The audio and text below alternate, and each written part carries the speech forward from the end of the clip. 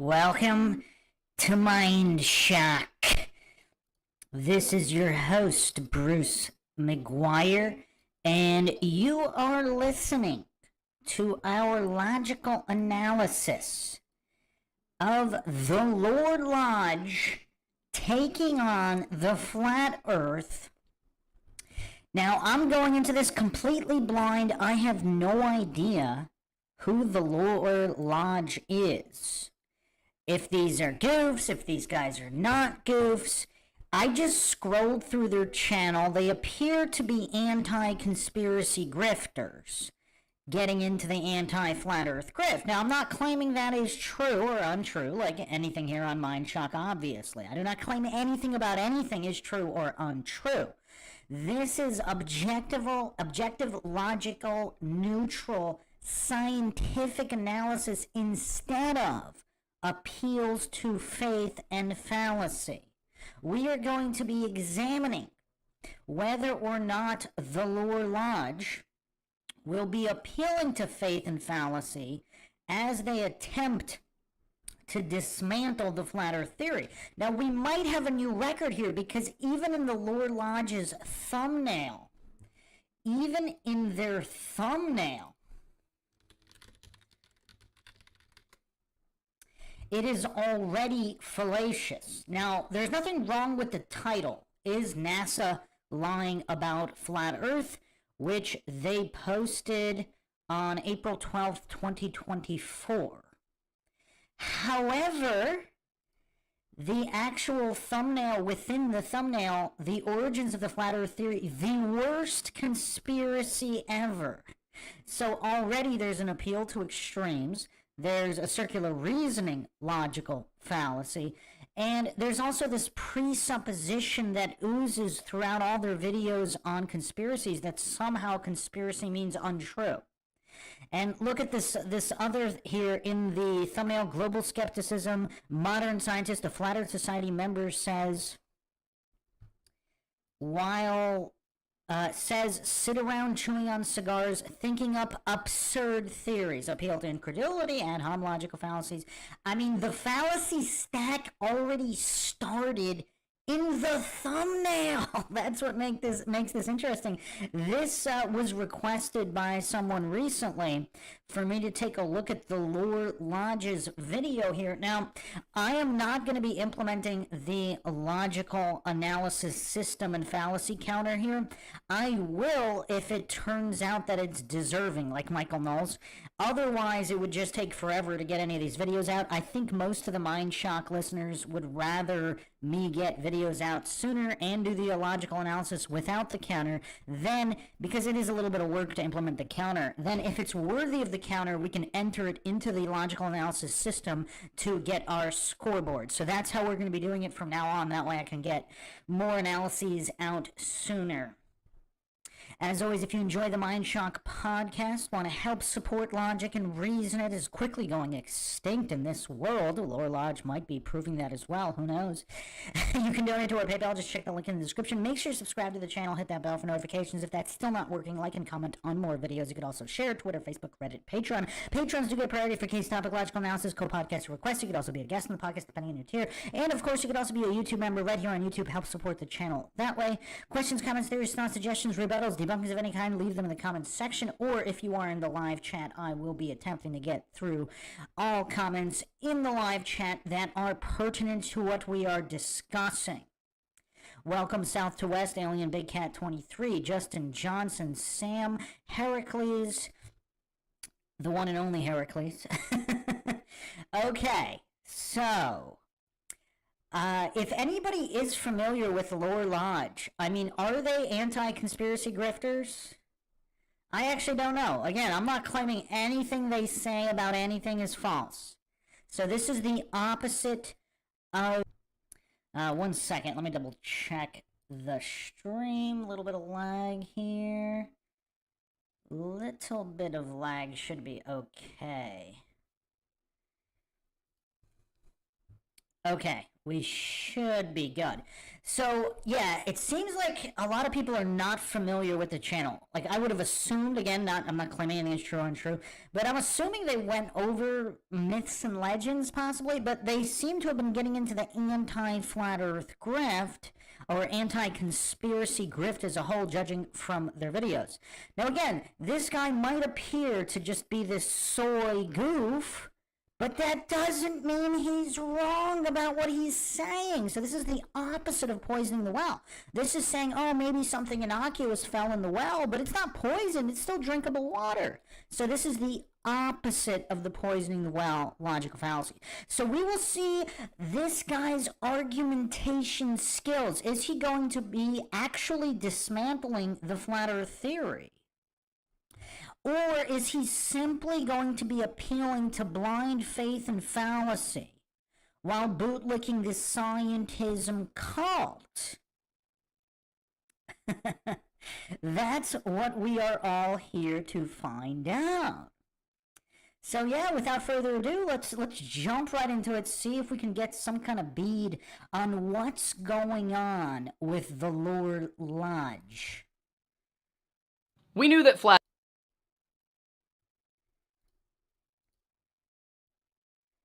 Let me know if the audio levels are good. Earth would have to make it into the rotation eventually. I'm Aiden Mattis, and welcome back to the Lower Lodge. We knew that flat Earth would have to make it into the rotation eventually. Okay. Like I said, I'm going into this blind. I know nothing about the Lower Lodge. Absolutely nothing. I'm on the younger side of life, or if this is something that sort of erupted in the last few years, but I remember that growing up, I didn't see a ton of stuff about the flat Earth, at least not... So, already he's kind of... I mean, and I didn't even mention this in the thumbnail. There's also the straw man and false dichotomy of, and circular reasoning of the actual flat Earth model itself. Because obviously there's many different flat Earth models. I don't know of any that are hallucinating that it's some kind of flat disk hovering and everything else in the heliocentric model works the same. So, yeah, and of course the visuals here support it. Now again, this is the voice of a guy who seems to have a lot of soy in the diet. There is no masculinity to be found here. That doesn't mean he's right or wrong about anything. I am just making my observations as I go along. Stuff that took it seriously. You'd have TV shows and movies make jokes about it, you'd see somebody making a meme, you'd see it as some sort of reference for a ridiculous conspiracy. And again, it's always with the appeal to incredulity. It has to be a ridiculous conspiracy. Okay, Izanagi Orochi in the chat saying, Lower Lodge considers himself a conspiracy debunker. He's a very dishonest person. He will make videos about a topic you spoke about and misrepresent what you say to his audience. Okay, I mean, again, this is Izanagi in the chat here. I am not making judgments about his honesty level. I mean, I have no idea whether this guy's mentally disabled. I have no idea if he has a handle on basic fallacies, if he's even on a children's level, basic logical level, if he's even on a children's English comprehension level. So, yeah, I am not making any kind of presuppositions about him, but those are the thoughts of people in the chat. But in the last few years, and like I said, maybe it is just because I'm on the internet now more than I was when I was in high school, I've seen a lot of people who seem to very seriously believe that the Earth is not a sphere. There are several different reasons why people seem to attach themselves to this theory, several different entry points. Some people start with the moon landing, and they think the moon landing is fake, and that drives them to believe the Earth is flat in and of itself, and that's why we didn't get to the moon. Others point to the Bible and claim that the Bible, as well as all of the other ancient religions, all say that the Earth was flat, and this only changed sometime in the last several hundred years, so clearly at some point somebody tried to hide it from us. But even in giving a couple of examples like that, it doesn't quite capture the scope of what flat eartherism is. Flat eartherism? I actually don't have that big of an issue for him mentioning the flat earth entry points there. And he didn't say all people. He didn't say most people. He simply said that there are different entry points for flat Earth, which appears to be true. So, yeah, I mean, so far, I mean, still a couple of fallacies, but nothing major. So far, he didn't come out of the gate hard like Craig of Fight the Flat Earth. So, I don't know. This is actually getting kind of interesting. I'm actually kind of curious. I'm kind of curious as to what he's going to do here. I'm curious, I have to admit. Izanagi Orochi also says he's also a self-proclaimed Freemason, which I think he's just an internet Freemason. He's also very quick to label you an anti-Semite for any and every reason. Interesting. So is it safe to say that he's an unhinged Democrat, possibly? Who knows? Again, might not be relevant here. Not poisoning the well. He might be completely correct about everything he says. But again, just to reiterate here, MINDSHOCK is not about conclusions. We are going to be examining his argumentation and whether or not it is fallacious. If you are new here, again, this is not about conclusions. I mean, so many goofs continue to get triggered over this very, very simple concept that I've repeated ad nauseum many times. This is not about conclusions. Is the argumentation sound? Just because this guy appears to have soy oozing through his pores and emanating from his very being, that doesn't mean he's wrong. So let's be very careful and logical here.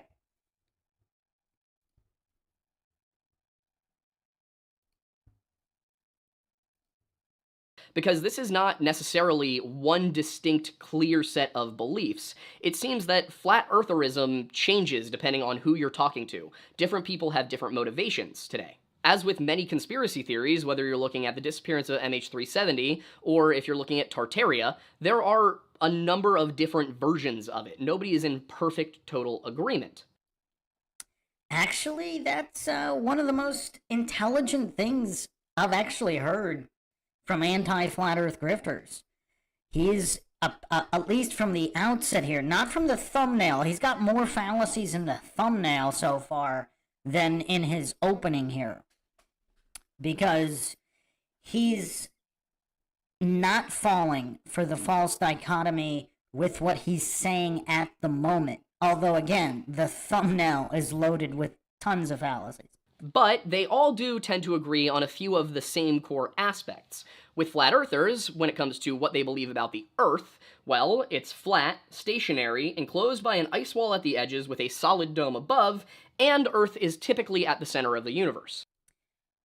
Okay, so other than the dome comment, not too bad, because obviously, I don't even know if there's an official poll or anything. But I think, who said that approximately 50% agree that, or think there's a dome versus no dome?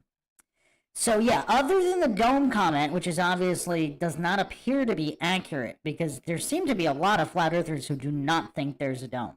As for the various celestial bodies, the sun, the moon, the stars, all of the other planets, those are typically either underneath or within the structure of the dome itself, and they're not out in the vast expanses of space. Okay, we're getting a little crazy here, because again, many flat earthers don't believe in the dome. They're also perceived to be local, although the extent to which they are local varies. In some cases, they're only 3,000 miles away, in some cases it's more, and in some less. This tends to be because of differing beliefs on where the dome actually is, and what or if there actually is a dome in the first place. The Earth actually looks like. Some flat earthers believe that the ice expands in all directions endlessly, forever, and that the dome is up over top of that, which has its own logical inconsistencies that we can get to later, but... Okay. Logical inconsistencies based on scientism? Is that what makes them inconsistent? We'll see if he gets to that. For now, we're just going to move on past that. Others believe that the circumference of the Earth is actually... Justin Johnson in the chat saying, gas needs containment, we are enclosed. Yeah, but you can be enclosed I mean, a dome is not necessary. Some kind of solid dome boundary is not necessary for enclosure. If it's some kind of field of energy that's not, or something we don't even comprehend, again, I don't claim that that's true or untrue, but it doesn't have to be some kind of glass-like solid dome.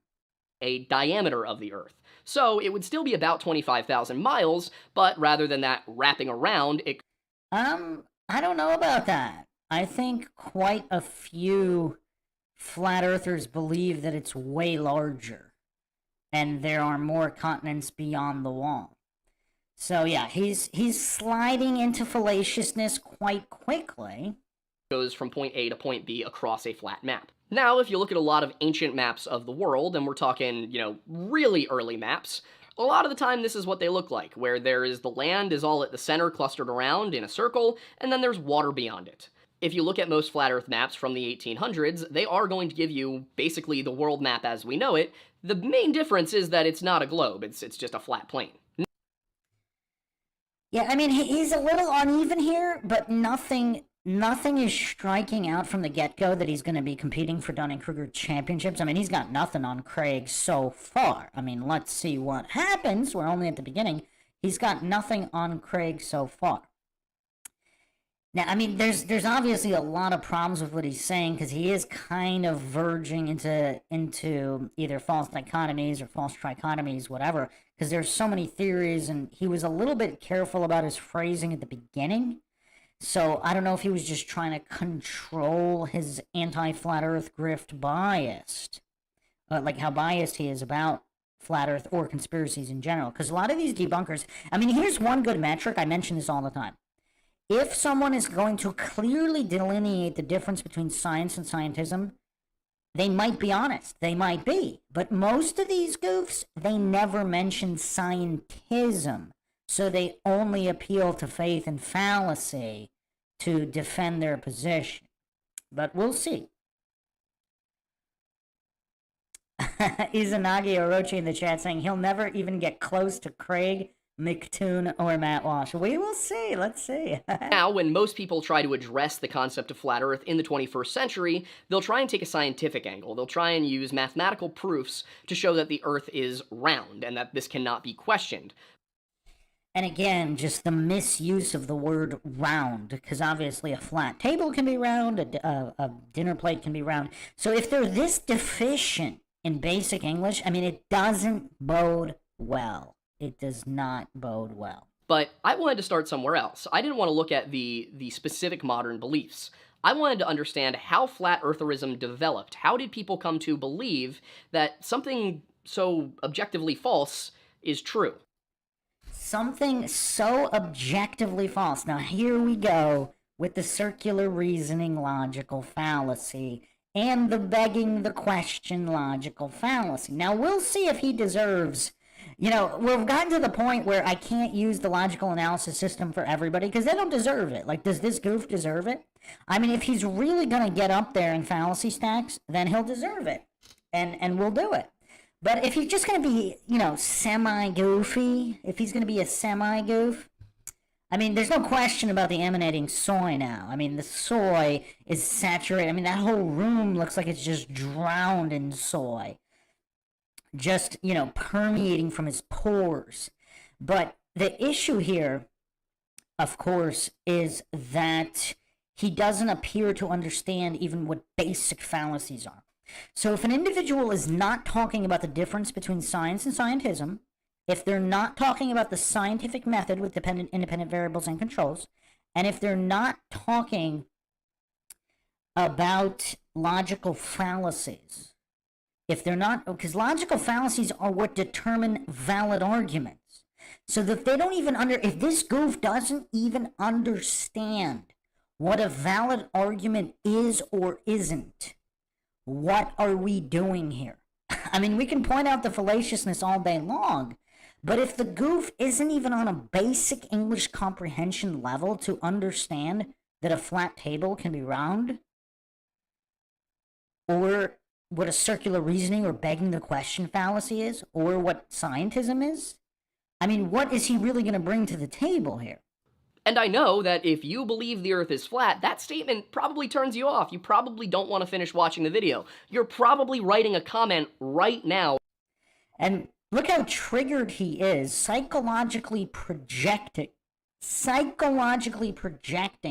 how triggered he is by people with different beliefs than him. This is going to be an interesting psychological breakdown at the least. As I'm speaking, saying that I'm not open-minded and I'm not considering all the possibilities, or if you're more conspiratorial, that I am some globalist-controlled shill who's just trying to hide the truth from you. Or just a useful idiot. Or just a goof who's not even on a basic children's level when it comes to English or logic. And that the Masonic Bible on my bookshelf is proof of that.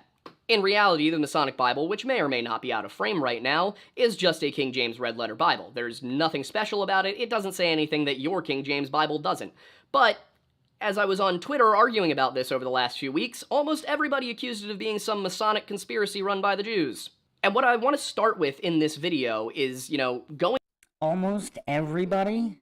So what is that, 80% of comments? So if we actually go to it, is it going to be the vast majority talking about that? Somehow I doubt that, but who knows?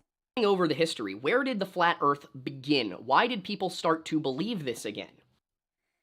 To believe it again? Again, the presupposition, circular reasoning, and begging the question stacks here.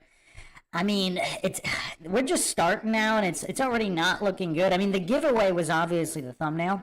But I have to give this guy credit. He did last maybe 2 minutes or so in the intro where he wasn't that bad. I'm not saying he was good or anything, but he wasn't embarrassingly bad, although he's getting there now. And what evidence, if any at all, will flat Earth believers be willing to accept to prove that they are wrong? And this is always a one-way question by so-called debunkers. They'll never look critically at the scientism model. They'll never look critically at the information that they were actually indoctrinated with, regardless of whether it's true or untrue.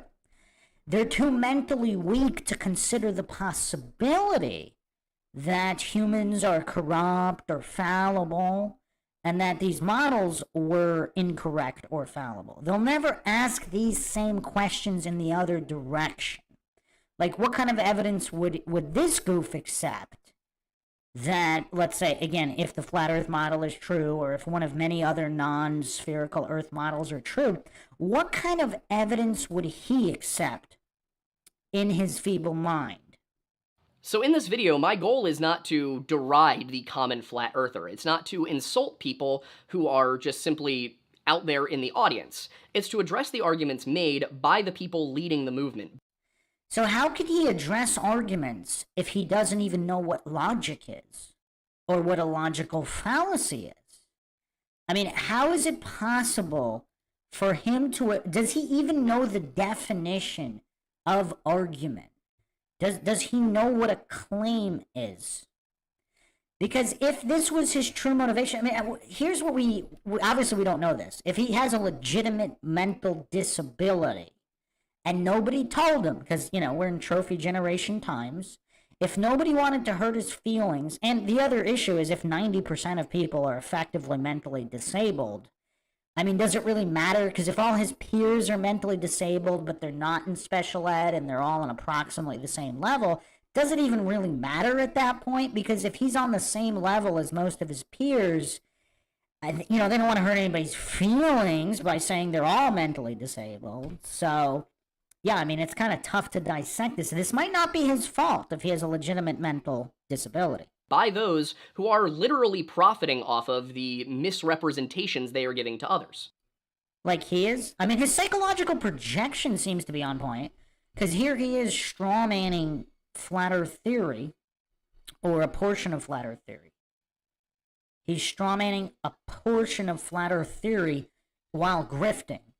He's this anti-conspiracy grifter making money off of this. Now, I've talked about this before, if for those that want to check out the MINDSHOCK Follow the Money podcast.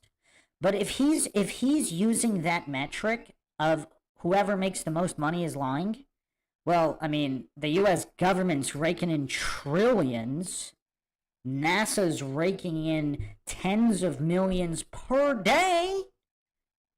How much is a flat earther making, or somebody commenting on flat earth online? So if we're using his deranged mind, his illogical mind of hallucinating that somehow making money off of something means you're lying, like if a mechanic charges you more than zero to fix your car, he must be lying. Now, obviously, there are dishonest mechanics out there, but that doesn't mean just because someone's making money doesn't mean they're lying. So, an arithmetic math tutor who's charging money to give lessons, or a piano teacher that's giving piano lessons, that doesn't mean they're not accurately teaching the notes.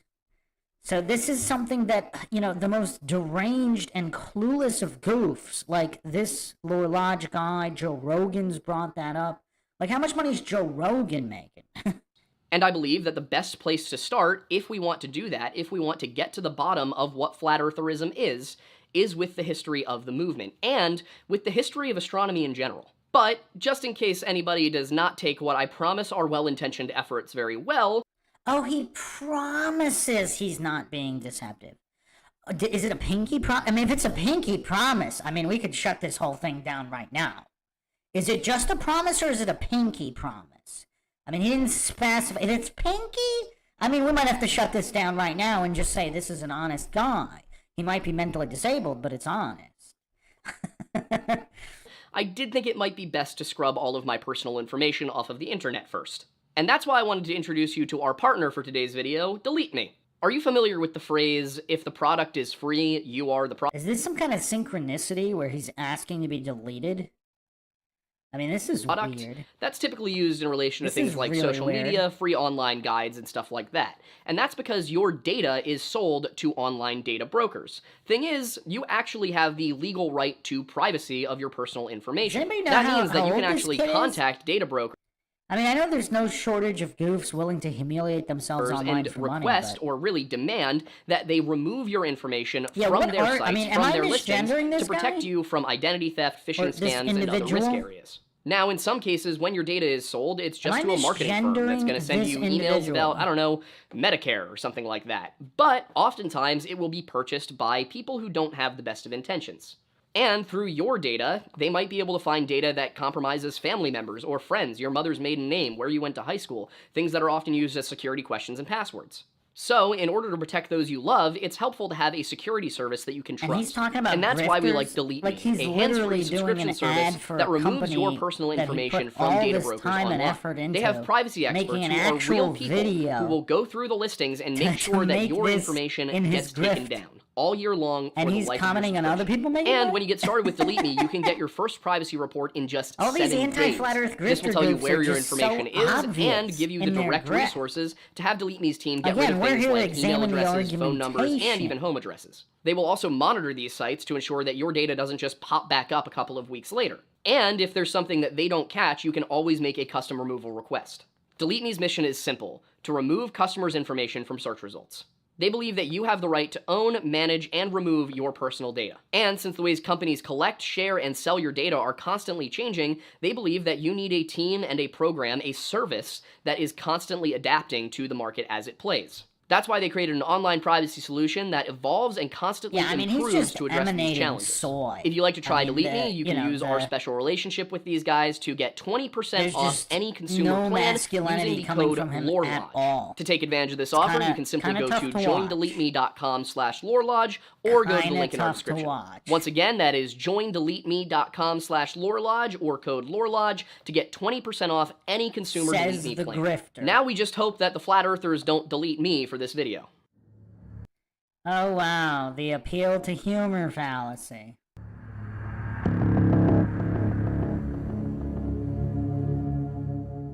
Once upon a time, the idea that the Earth is flat was not so derided as it is today. In fact, many ancient societies around the globe believed that the Earth was a flat... Johnny Sizzle just saying the Soy Lodge. Well, I mean, his ties to Freemasonry, I mean, the Lodge, the Soy Lodge. Disc, a rectangle, or an infinite plane of some kind. In Asia, the Chinese... The Soy Lodge chapter of Freemasonry here. Chinese, for example, believed that the Earth was flat, specifically that it was a flat square with a round dome over top, sometimes described as a sphere which enclosed the Earth that was a square. Now, in the case where it was a sphere, it wasn't the Earth that was a sphere, it was the cosmos above. Either a sphere or some kind of egg or half egg. Across the Pacific, Native Americans held varying views on the substance of the planet, often related to their flood stories. But what they typically didn't seem to care about all that much was the shape of the planet itself. They didn't really talk about it being flat or round. Well, yeah, they actually did. Well, there's thousands of different tribes, so okay. The fallacy stack's getting pretty big here. I mean, this false premise, false dichotomy, they clearly did. I mean, there's thousands and thousands of tribes. Some of them actually had it as the turtle, some kind of turtle shell-shaped Earth. I mean, they clearly did. Certain groups, like the Algonquian tribes, believed that the Earth had simply sprung up from the bottom of the ocean via supernatural means. Sometimes there's a turtle that pulls it up, and this is where we get the concept of Turtle Island. Other times there's a muskrat that pulls it up. It really changes depending on the tribe. In fact, in certain versions, like the Navajo, don't seem to have this creation cosmology at all. It's totally different. Moving into more familiar territory with Near and Middle Eastern cosmologies, you did typically have a flat Earth. Often it was perceived as us living on a disk of land, or at least a disk of land masses that were adrift in an endless sea, or sometimes a limited ocean. The Egyptians, for example, believed in a flat disk of land sitting in the middle of an... All right, hold on. Let's bring up the Navajo cosmos, because this goof is saying that they don't have a physical model. I mean, that's kind of weird. I mean, you can look up the Navajo cosmology. I mean, they do have, I'll bring it up right now. I mean, they have a very specific model. Obviously, it's similar to most of the other ones. I mean, another false premise there. I mean, this guy's pretty goofy. This guy, I mean, I don't know if he'll be getting any kind of super fallacy bonus combos like Craig, but...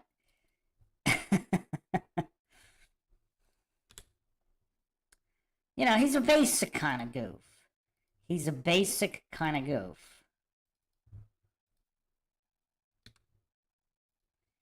So yeah, I'll bring up the Navajo cosmology right now. It's very similar to other Native American and South American cosmologies. I don't know why I don't know, he doesn't know how to use... He says he's on the internet a lot. I mean, this is the Navajo model. So it's quite similar. It's quite similar to most of the ancient flat Earth cosmologies. I don't know why the goof couldn't, take 2 minutes to do a Google search on Navajo cosmology.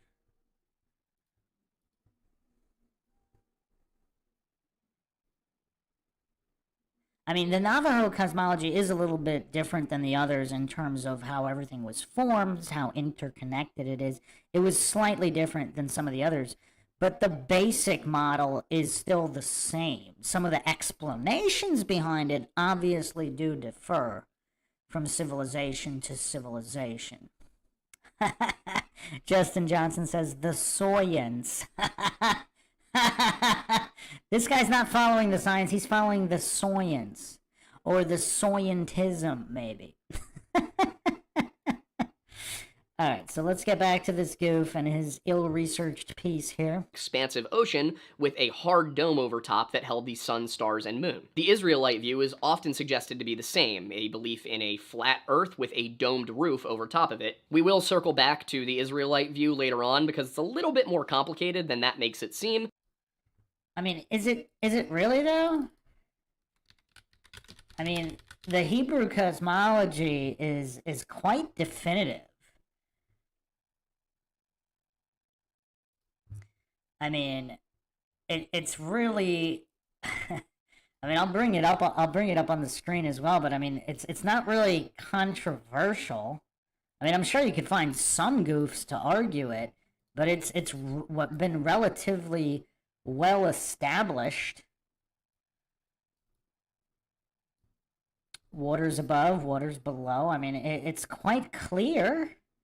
I mean, we'll see what he says about it, but yeah, I don't know. I mean, this goof, he says he spends all this time on the internet, but just because you spend time on something doesn't mean you are proficient or competent in it, particularly if you have a mental disability. But for now, I want to keep moving through where we are at the moment. And where we are right now is the Mediterranean Sea, which was pretty much the domain of the Greeks for a long time. And for much of Greek history, up through a lot of the classical period even. Alright, so clearly, I mean, alright, this is going to get tough. So he's already presupposing all of the establishment history is somehow magically accurate? So has he not heard of the concept that the victors write the history books? I mean, is this guy that utterly clueless that he doesn't know that, like that old quote from Napoleon, allegedly, Napoleon once said, history is but a pack of lies agreed upon. But this goof, he's reciting his scientism dogma religiously, with religious fervor. Like, you can hear the fervor mixed in with the soy. They held similar views to the Egyptians. Some argued for a flat disk with water around a circular landmass, while others claimed that the planet was suspended in the air, and others still suggesting it was on a pillar of some kind. In any of these cases, the Earth's surface as we know it still would be a flat disk. As far as we know, however, it was probably the Greeks, possibly with Egyptian influence, who first began to question the idea that the Earth was flat. Part of the issue is that we're not precisely sure when this started to happen. Or if it happened at all. I mean, obviously, there's many differing writings. A lot of the original source material was lost. So we have no real way of knowing any of this. But again, the goof is so fervent in his religious worship of scientism that it appears he might be too mentally weak to even question the dogma. We just know that most people consider Plato to be the first person to make a claim that the Earth is in fact a sphere. However, this is something that Plato started saying only after he returned to Athens from his time in Magna Graecia, specifically the city of Croton, where he was studying Pythagorean mathematics. So this could suggest that Pythagorean mathematics is in fact the origin of belief in a spherical Earth. Or that there was some kind of cult? Some kind of cult based on deception, possibly? Though, because Pythagoras had quite a bit of influence from ancient Egypt, it could also suggest that the Egyptians were beginning to come to this conclusion as well. A possible source of evidence for this claim that the Egyptians believed this as well, and that they were the impetus for the Greeks looking into it, comes from Herodotus, who in his histories tells of an expedition sent by the Egyptians around Africa. Allegedly, sometime around the year 600 AD, the pharaoh Necho II hired some Phoenician sailors to depart from the Red Sea, go around Libya, which was at the time what they called Africa, and return to Egypt through the Pillars of Heracles and then by coming up the Nile. Allegedly, what happened is that the Phoenician sailors embarked into the Red Sea, sailed south, and turned west to go around the tip of Africa. And then, as they were heading due west, they looked up into the sky and saw that the sun, oddly enough... I like how he's using a modern boat for this, as if he couldn't find a single video of... Because they still have wooden ships today, I mean, you know. Was on their right side. And what's particularly interesting about this account from Herodotus, and what makes us think that it might have some merit to it... Make us think? Us? So, I mean, he's going with collective narcissism here, as if he's speaking for the entire body of scientism. As if the scientism cult actually allowed him to speak for the cult as a whole. I mean, not that they wouldn't, I mean, who knows, but just the narcissistic presupposition of this collective narcissism is quite telling. Is that Herodotus isn't telling this as something that happened and was fantastical in this...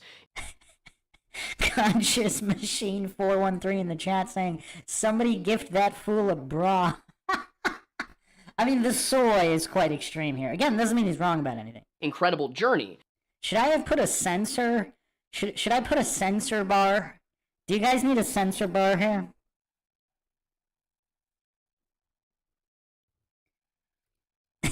I could probably put one up. I mean, if it's bothering the viewers that much, perhaps we need a censor bar.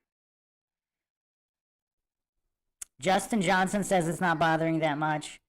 Do you guys need a censor bar? I can bring it up. I can bring it up.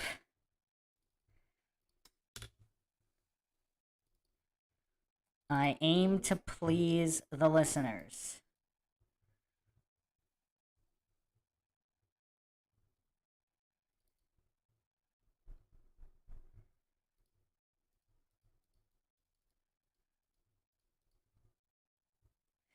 Okay, I think Conscious Machine 413 needs that censor bar. So give me a second. I just gotta. A lot of this is uneven, and then there's gonna be other video clips, so it's not 100% simple, but I think I can do it. I mean, it seems to be bothering people in the chat, so you know we are trying to get through this.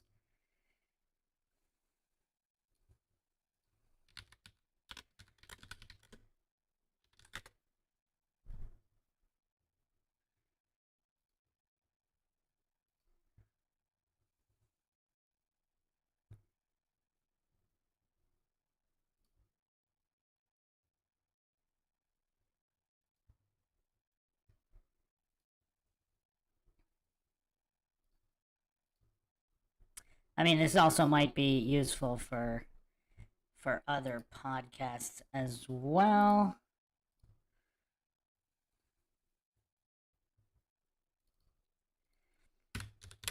Because this isn't that short of a video, so we might need one just to make sure we can get through the whole thing.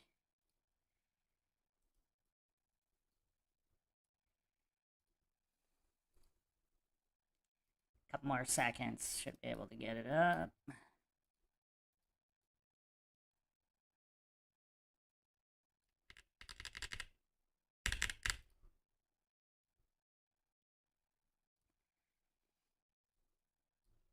Okay. One more second. I believe it should work.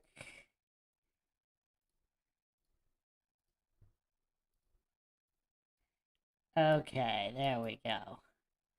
Is that better? Okay, is that better?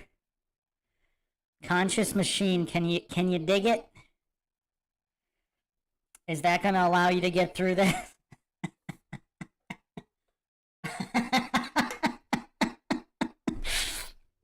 AJD saying he does have bigger 2Ds than I do. South to West saying, look at the difference in the chat, Herodotus and this guy. I mean, yeah. I mean, look at that chiseled face. Okay, so let's continue here. Now that we have people in the chat able to handle this.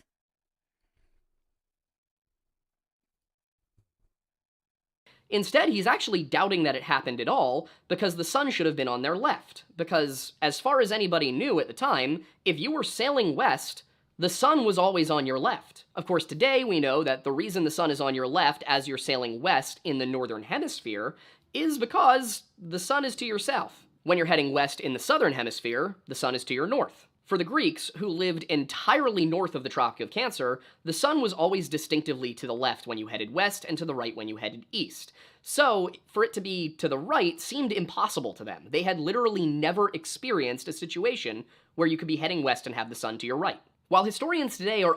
I mean, another issue with this goof is he's also presupposing they never experienced this. He's presupposing they never even reached the Grand Canyon or other continents. Obviously, there is the story of the Egyptian tomb found in the Grand Canyon in the U.S., and those are actually not the only Egyptian artifacts found in the so-called New World, which might have been the Old World. But you can't expect scientism cultists like this goof to even have the mental capacity to consider those possibilities. Unsure if Herodotus invented this story or if it actually passed to him through oral tradition as he claimed, it could be that Pythagoras, while studying in Egypt, heard about this expedition and brought that story back with him to Italy. And there, his students would have studied and tried to figure out what the Earth actually round. Whatever was going on over there, it seems like it convinced Plato, who brought it with him back to Greece, Athens specifically, but the problem there is that Plato didn't really leave anything in the way of mathematical reasoning for us to follow. That task seems to have fallen to Aristotle, Plato's best-known protege and the tutor of future ruler Alexander the Great. Aristotle did claim that the Earth was a sphere, and while he did not provide a mathematical proof, he did provide a pretty bulletproof astronomical reason. Aristotle had done some traveling himself, and he also had read multiple travelogues of people who had gone up and down between Greece and Egypt, and what he found was that these contained mentions of stars and sometimes even constellations that were visible in one place but not the other. He also observed that constellations visible in the southern sky from Athens appeared higher in the sky at night if you traveled south to Egypt. And in observing lunar eclipses, he found that the Earth's shadow on the moon was round. It wasn't endless, it wasn't a flat square or anything like that. Wait, why would it be a flat square? I mean, the presupposition circular reasoning fallacy stack here is pretty insane. I mean, wow. I mean, just the fallaciousness of everything he's saying is quite painful. And who thinks he's going to mention Lucretius? Am I the only one? I mean, this is basic Greeks.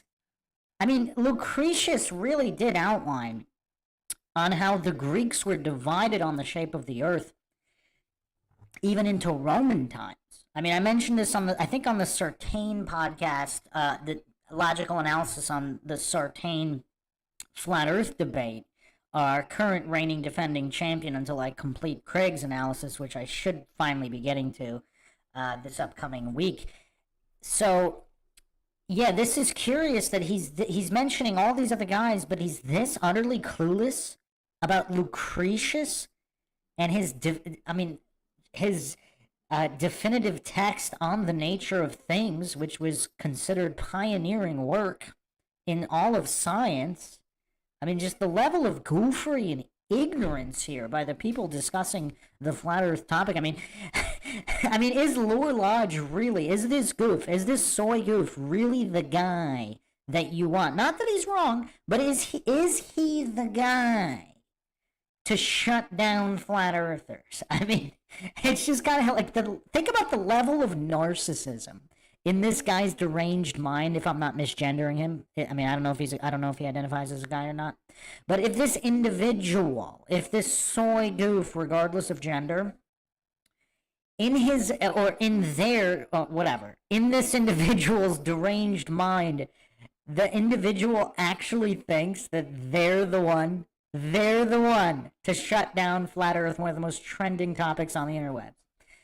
Just think about the level of narcissism. Like, it's wild.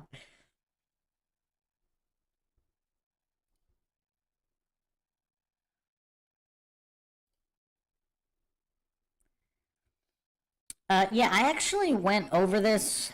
I don't know if I want to put this up because I know we're gonna get into a couple other experiments, so I don't want this to be 5 hours long. But I did a clip on do eclipses prove flat Earth? Because, you know, NASA, even just basic astronomy, there are opaque and translucent celestial bodies outside of the visible spectrum of the human eye. So, for example, if there is a black sun, like some theories suggest, or something else, it could block without being visible.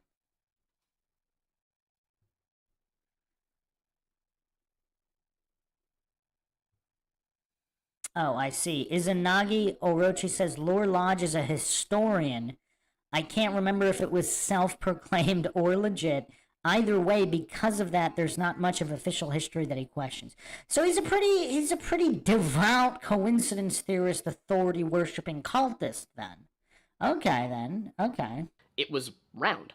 So, because there were stars visible in Egypt that one could not see in Macedon, there were constellations which appeared higher further to the south than they did to the north, which would again all appear the same way depending on the height, depending on if they're projections, just like in a warehouse, giant warehouse thousands of miles wide. Obviously, the lights in the sky would look different in different places, especially depending on how high the lights were from the floor. But again, when you have these mentally deficient goofs, They can't even consider any explanation. I mean, this is false cosmological fallacy, of course. They can't consider any explanation outside of the scientism dogma they were inundated with in indoctrination facilities. And because the Earth's shadow on the moon during an eclipse was round, he determined that the Earth must, by logical reasoning... Wait. It is kind of hilarious. He mentioned logical reasoning, but I don't know if you can actually define logic or reason. I mean, would anybody be surprised if he couldn't define logic or reason? Because he hasn't mentioned scientism once. He hasn't mentioned logical fallacies once. He hasn't mentioned the scientific method itself. Be round, be spherical. Spherical! Spherical! Aristotle also The appeal to humor. offered two estimations about the Earth in regards to it being round, those being that it was 400,000 stadia in circumference, or 45,000 miles, which was not correct, and as far as the climate of the Earth goes, he also suggested that there were probably two cold polar regions, two warmer temperate regions, and then a tropical zone in the middle. Now, did he suggest that, or did mistranslated or misattributed texts later on suggest that? But of course, this goof can't consider any other possibility than scientism dogma from his cult of authority worship. Consider these to be six. There's two polar, two temperate, and two tropical, and then the equator. But for all intents and purposes, Aristotle was right. There is a zone around the equator that is generally tropical. Today we just call these the tropics of Capricorn and Cancer. Now, I think it's also important to give you a timeline on when these people lived and what was going on in the world at the time. Plato lived from 427 BC, thereabouts, to around 347 BC, and Aristotle from 384 BC to 322 BC. And this is the end of the classical era of Greek history. This is the era most people think of when they think ancient Greece, the democracy of Athens, the Battle of Thermopylae, the Peloponnesian and Persian Wars, the ancient Greek philosophers. That is the classical period. Socrates on down to Aristotle. All of the stuff that you remember about ancient Greece from high school probably took place during that period. The major change, what ended the classical era, was not just the progressive works of the great philosophers changing the way that Greek culture. And you could tell he's just regurgitating all of this information with religious fervor. I mean, that's kind of what makes it so obvious.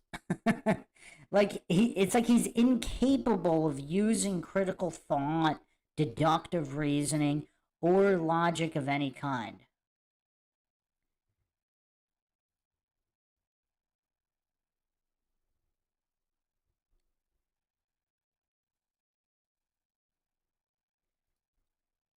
Worked, but also the actions of a man by the name of Alexander of Macedon. Alexander of Macedon, properly Alexander III of Macedon, or most commonly known as Alexander the Great, was the son of Philip II of Macedon, who went about doing something Macedonians really hadn't done before and conquering Greece. They discovered something very similar to what the French discovered during the medieval period, which is that horses good in battle. He also discovered something that the English of the Middle Ages discovered, which is that very long spear also good in battle. Philip II used very long spear and man on horse to conquer much of what is Greece proper, and then Alexander used very long spear and man on horse to conquer basically the entire known world after that. What I mean by that is... I mean, the regurgitation and the zealotry, as Afles Goethe says in the chat here, sounds like a zealot. Like, you could hear the religious fervor in his tone when he's regurgitating all of this dogma from his cult of authority worship. Like, he doesn't doubt any of it. I mean, just the level of goofery on display. And look how proud he is of the goofery. Look how proud he is of his indoctrination, hallucinating that humans can't be fallible or corrupt. I mean, look at the goof's face right here. It's like he thinks he's showing off by regurgitating all of this 5th grade history.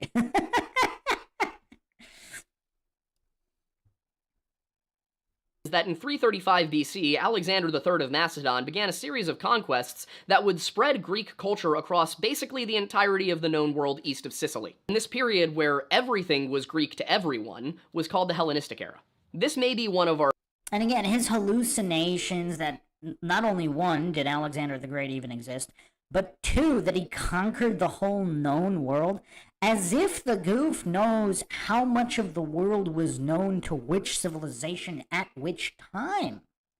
I mean, it's possible, like, the Phoenicians or some of these other civilizations, like the Egyptians, actually went to way more continents. Possibly even the ones beyond the Antarctic ice wall, if that is the correct model. I do not claim anything is true or untrue. But the goof can't even consider that possibility. That's how feeble his mind is. But so far, he just does not commit enough fallacies in enough of an entertaining fashion to warrant the logical analysis system being implemented. Maybe we'll all take a vote at the end on whether or not this video deserves to be run through the system to count towards the scoreboard. First lingua franca situations in history, where one language becomes the language of the elite, the language of math and science and technology, and at that time it was Koine Greek. What this did for the sciences was create an unprecedented opportunity for the sharing of knowledge across cultural and national boundaries.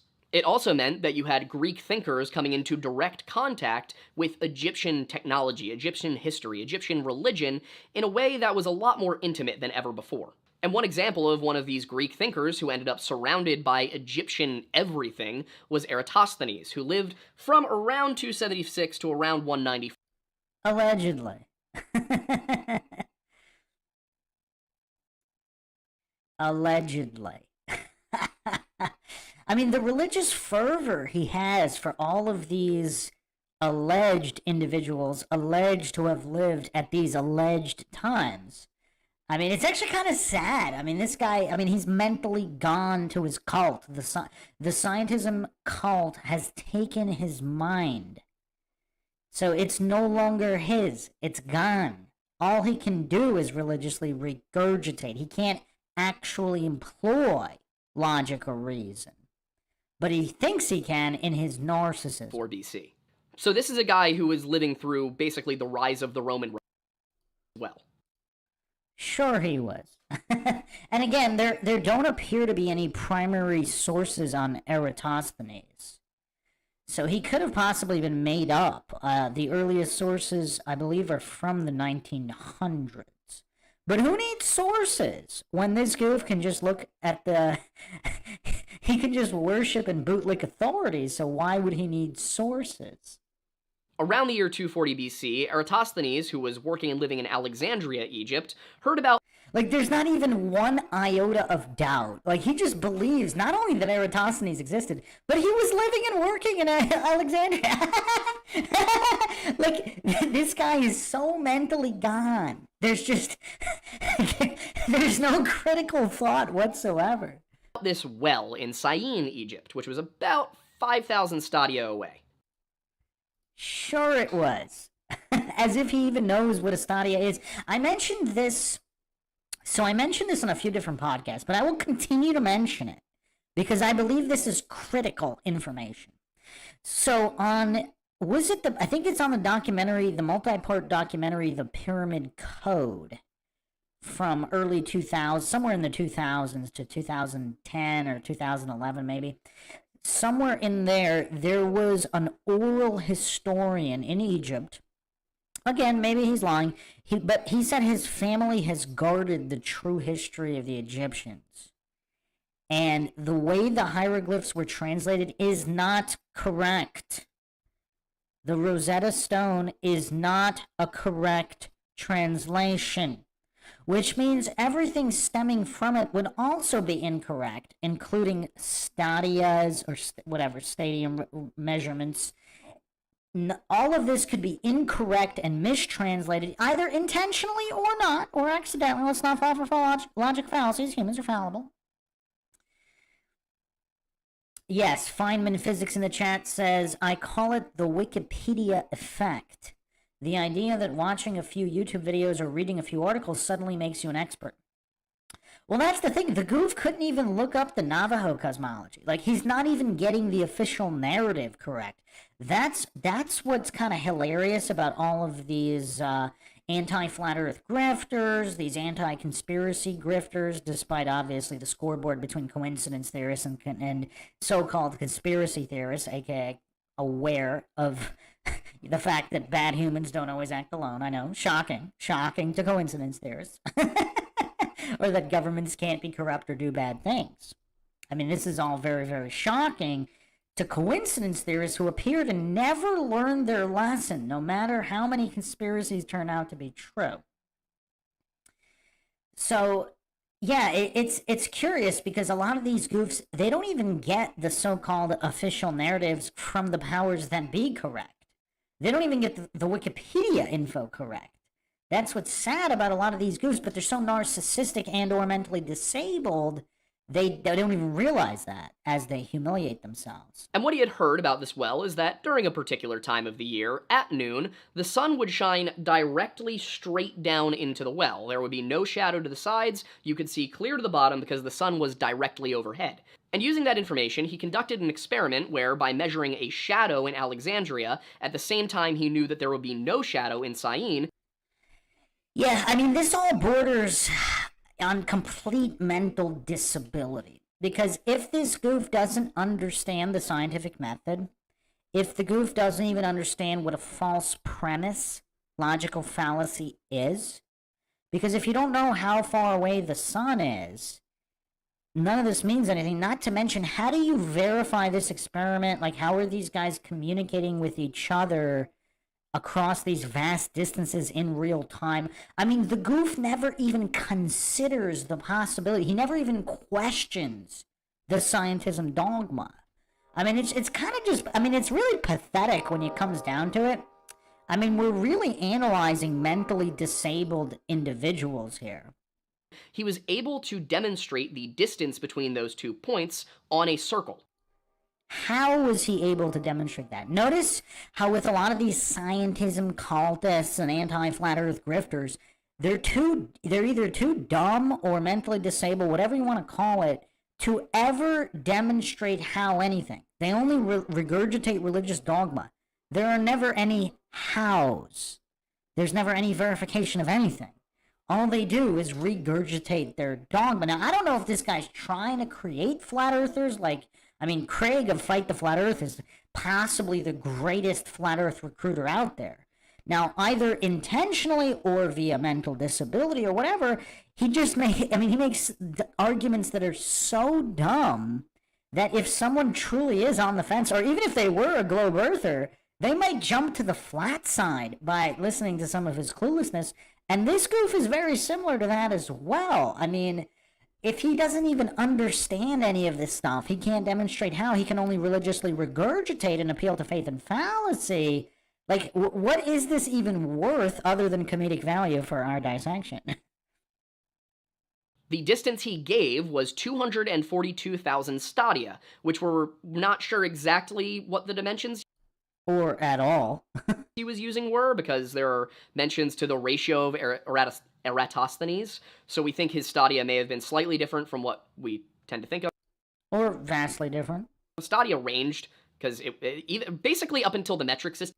I mean, look at the mental gymnastics here of him trying to justify that even if they didn't know exactly, they must have somehow known within some kind of range to still match the scientism dogma, as long as it matches the scientism dogma. Existed, there weren't really standard units of measurement. The imperial system wasn't even perfect. Like, the imperial system is very standard now, but it was not 300 years ago. Point of the matter is, accounting for the variation in how long stadia could be, they determined that his measurement equaled somewhere between 24 and 29,000 miles, which basically means he was spot on. That's the right answer. He was spot on.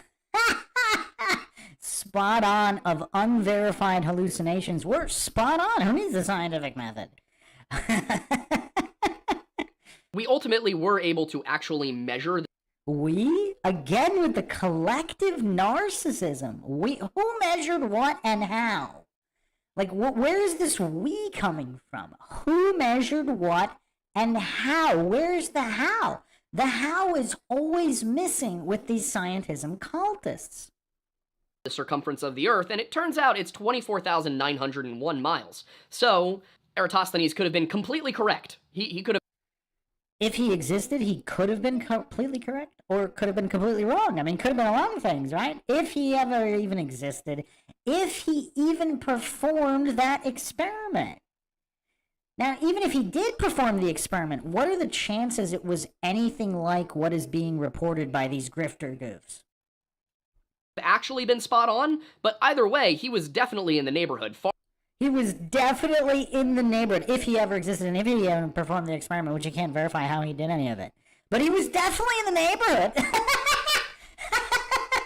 I mean, this guy's mentally gone. I mean, look at these are the eyes of a cultist. Now, I still don't know. I'm not claiming he is or he isn't mentally disabled. I don't know. I really don't know. Far more than you would expect somebody to be. Unfortunately, the exact method by which Eratosthenes did this has been lost. Oh, but somehow they know he still did it. Like, I went to Mars yesterday, but the exact method with which I did it was lost. But you still know I was in the ballpark. At least I was in the neighborhood of going to Mars, right? I mean, I lost the method to do it, but you should still believe me. I mean, is anybody actually listening to this level of goofery? So he can't explain the how of any of it. All the methods were lost. But he still had to have done it. Phoenix 2181 in the chat saying, just like the Apollo tapes, yes. the telemetry data. They lost it, but somehow you still have to take their word for it. Although with the moon landing, at least they went through the trouble of faking some footage and faking some audio transmissions. With Eratosthenes, you don't even have that. You have some vague description of something from somewhere from the 1900s that all these clueless scientism goofs takes as gospel. As gospel. This is their gospel. And much of what we know about it comes from a simplified version produced by Cleomedes. Looking at the notes, but I couldn't remember. I couldn't remember if there was an N. His version survived, and it suggests that the method involved measuring shadows in different locations. Like, how would that prove anything? You measure a couple of shadows without knowing any of the other variables. 5,000 stadia apart at the same time of day, noon. And what he found was, since the angle of these shadows, which of course there was no shadow in Syene, but the angle of the shadow in Alexandria from a pole he erected. I mean, are these anti-flat earth grifter goofs, are they just absolutely allergic to basic logic? Like, I don't think, so I've done quite a number of these, and I've watched quite a number more. I don't think I've ever seen anyone on the heliocentric scientism cult side ever even bring up a false cause logical fallacy. Now, the false cause logical fallacy is connected to the scientific method, because without controls or established dependent independent variables, like, how do you know you're measuring what you think you're measuring outside of assumptions and hallucinations? I mean, that's a major issue. I mean, that is an absolutely major issue.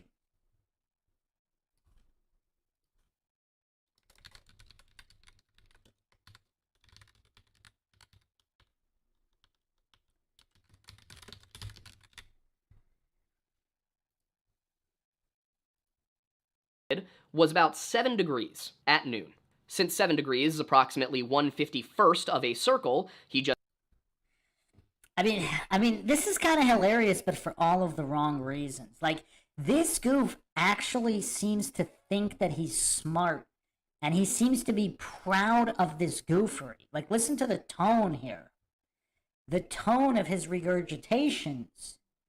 He seems to be genuinely proud of his scientism bootlicking goofery. Even though he doesn't even know what a false cause logical fallacy is. Even though he hasn't mentioned the scientific method a single time. There hasn't been a single reference to the scientific method yet. Did 5,000 stadia times 51, and he got around 252. So just stacking the house of cards. You know, just counting the unicorns. And if the math works, the unicorns must be real. 1,000 stadia. Technically, I think that adds up to 255,000 stadia, but there's also some stuff to do with the way that numbers worked. There's something to do with the way that numbers work. There's stuff to do with the way numbers work. I mean, this is the intellectual level we're dealing with here. I mean, wow. I still don't think he's worthy. I mean, so far, who thinks he's worthy of actually implementing the logical analysis counters? Like I said, it's kind of an extensive process to use that. So I want to get through the analyses like this for all of the requested ones. And then for those that are fallacious enough to qualify for the Dunning-Kruger championships, I'll run them through the system. Like, I didn't think Michael Knowles would be, but now I will run that through the system. It's kind of long. It's like 12 hours. But Michael Knowles, I mean, he's in the running. He's in the Dunning-Kruger championships. I mean, in his so-called conversation debate with Pearl, where he got absolutely decimated. I mean, this random girl in her 20s, this TikTok reaction video girl, took down Michael Knowles. I mean, completely eviscerated. I mean, I don't know if he can ever come back from that, but yeah, so far, anybody in the chat thinks this guy's worthy of getting on the Dunning-Kruger scoreboard? The leaderboards? The fact that 252,000 is divisible by every number between 1 and 10, so that may be why he chose to work with 252,000, because it was just a simpler number to divide and multiply with. Like, they weren't going to space. They didn't need to be super exact. They just had to have a general idea of how far they needed to travel and what kind of supplies they needed to bring. This was important because the reasoning of Aristotle for why the Earth was a sphere, combined with the mathematical proof of the circumference created by Eratosthenes, gave the world a new way, or at the very least cemented a developing way, of looking at everything. Rather than this being a flat disk of unknown scale, it was a sphere of known proportion. And as I said a few minutes ago, this was during the ascendancy of the Roman Republic. So as Rome just sort of... I mean, again, the religious reverence, I mean, this is crazy. The religious reverence for everything he's saying here, as if it all had to be true. It's like his religion. All of Egypt, Greece, Rome, it must have happened as the cult of authority worship purports, as the so-called experts with horrible track records of fraud, failure, and inaccuracy, but they're definitely right about this stuff. Absorbed the Hellenistic world to its east, they adopted these same beliefs about the proportions and shape of the Earth. It's also possible that they actually didn't. So, man, do you guys want to get into Lucretius? Because this is kind of important, because all of these scientism cultists, they never mention Lucretius, which is, I mean, this is one of the top guys when it comes to science. I think we should get into Lucretius, just, to do a comprehensive exposing of this guy's goofery.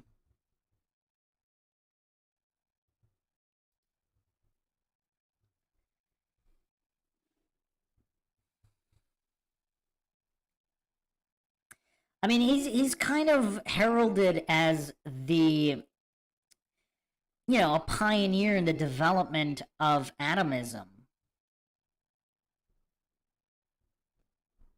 Of course, on the nature of things. How about I'll just bring up some really basic stuff just for people who are not familiar with him, so we don't have to go too crazy, but I do want to address this because these so-called all these anti-flat earth scientism cultist goofs, they never actually bring up all of these things that are highly relevant.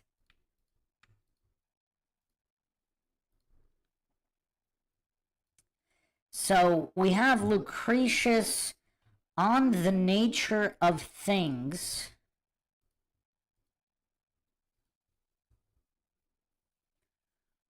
Give me a second. YouTube's being really slow right now for some reason.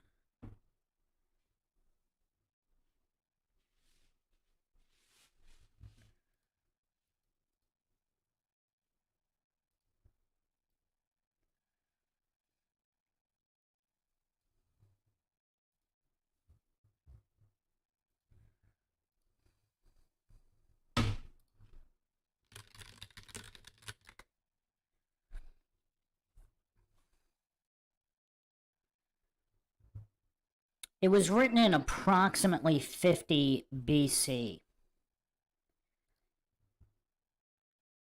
Lucretius explains that it's an error to think that the Earth is at the center of the universe. As the universe is infinite, it can't have a center. He's arguing against ideas found in Aristotle's lecture on the heavens, which contain the earliest detailed arguments for a spherical Earth. Writing in the mid-300s BC, Aristotle said that the Earth sits at the center to where all heavy matter naturally travels. So Earth, while for Lucretius means drifting in an arbitrary linear direction, it's immediately clear why Aristotle thinks the Earth is round, since heavy objects fall towards it in all directions. In contrast, Lucretius ridicules the idea that anything could be on the other side of the world because it would fall off into the vastness of space. He didn't just reject a spherical Earth, he thought it was daft. So this is in 50 BC already, well after all of these thinkers, because there's so many different schools of thought. So that's what a lot of these goofs, I mean, they don't even regurgitate the scientism correctly. So he considered a spherical Earth counterintuitive. It's such a radical idea. It has been discovered only once in Athens after 400 BC. The concept of the Earth being round didn't appear in any other civilization. India and the Islamic world would learn it from the Greeks. China had to wait until the Jesuits arrived in the 16th century and turned the Chinese view of the universe upside down, or indoctrinated them.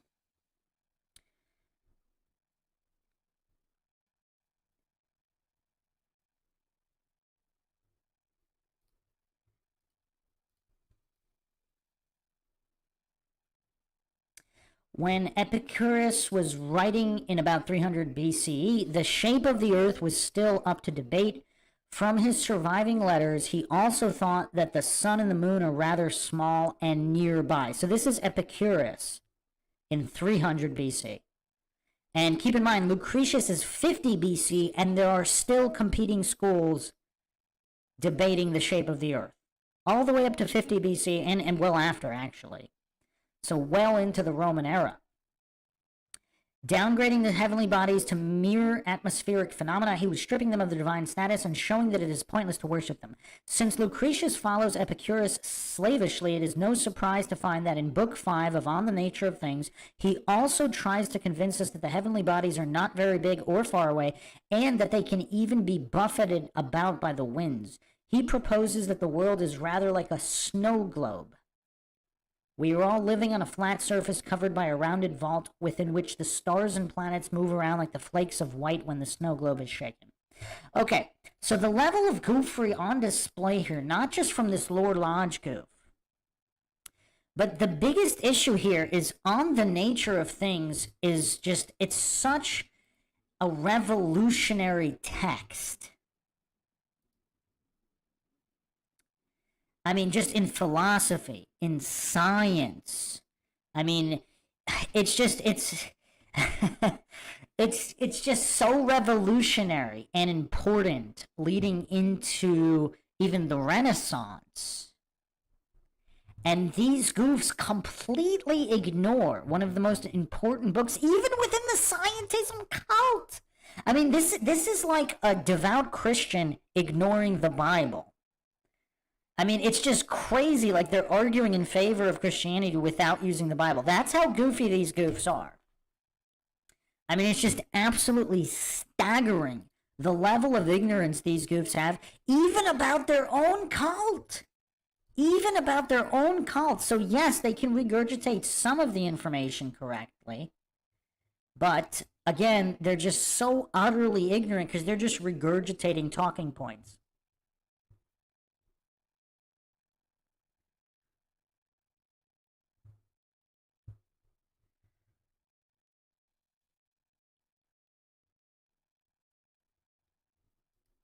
Romans came to this conclusion even earlier, considering that the Pythagorean academies that came up with this were in southern Italy.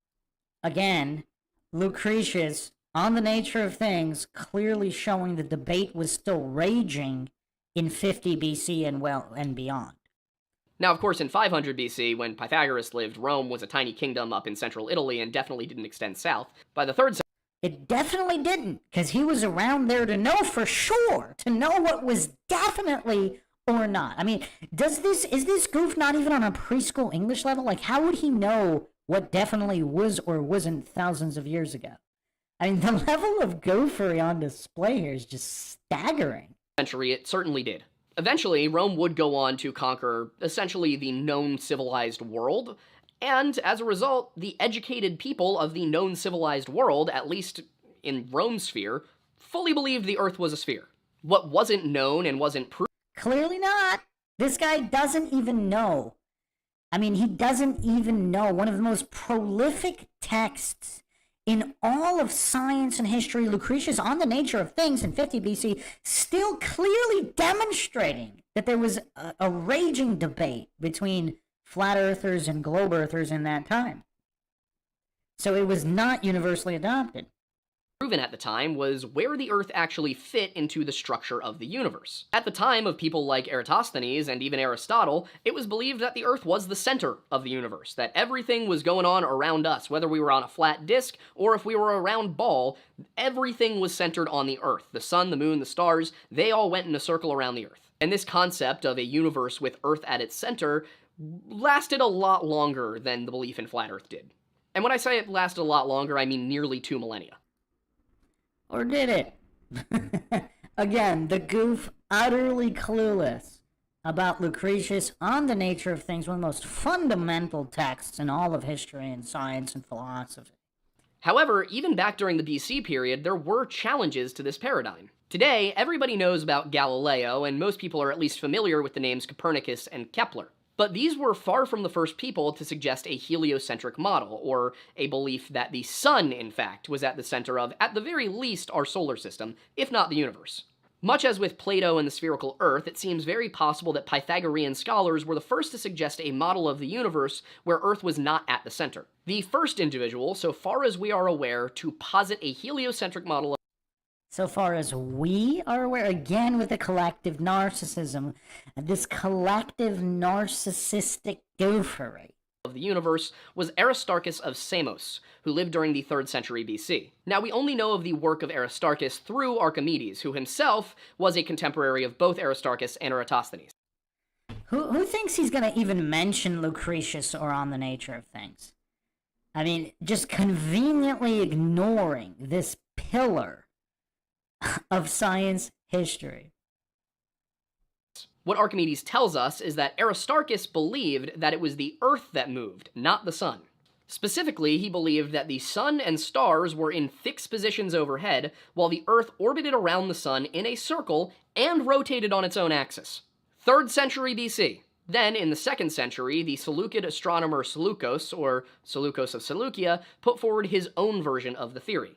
Unfortunately, like Aristarchus, we only know about Seleucus's discoveries through the works of other authors. However, when I say other authors, Well, we have Lucretius. I'm talking about contemporaries. I'm not talking about people 500 years later, just to be clear. And while it seems that Seleucus generally put forward the same theory as Aristarchus, he also added a belief that the universe was not fixed or set in place, but rather infinite. But despite the best efforts of Aristarchus and Seleucus, most people of the time seem to have held to the Aristotelian geocentric model, which would later be improved upon with the Ptolemaic model of the 2nd century AD. There are a few key differences between the Aristotelian and Ptolemaic models, but the one that I think is probably the most important to our discussion right now is that Aristotle put forward a stationary spherical Earth at the center of a universe of further spheres concentric to one another, while Ptolemy put forward an Earth that revolves in I mean, this guy's literally reading a script right now. I mean, he's supposed to be a historian. How well versed is he in any of this stuff? Like, why is he even talking about it? Other than to get in on the anti-flat Earth grifting. a small circle around the true center of the universe. Ptolemy's cosmology remained the standard for over 1,000 years until Well, clearly not. Again, Lucretius. I mean, this guy's this utterly clueless about basic Greek and Roman history? A late medieval polymath by the name of Nicolaus Copernicus set another revolution into motion. See what I did there? A member of the Polish mercantile class, Copernicus became a canon of the Catholic Church and went into the sciences. He was known for advances in several fields, including economics, but the most famous contribution he made was to the field of astronomy. Copernicus put forward a model where the Earth, as well as all of the other planets in the universe, all 6 of them, revolved around the sun, which was, of course, at the center of the universe. I will be honest, Copernicus was not as close as they presented him to us in high school.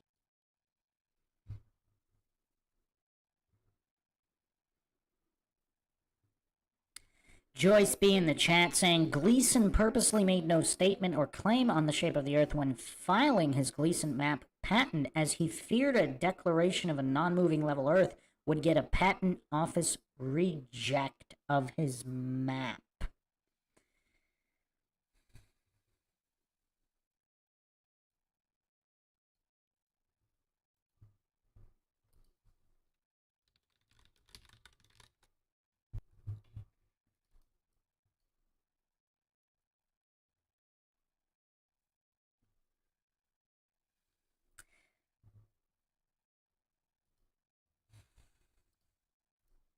In the chat, people are asking to do a Latin to English translation of scientific.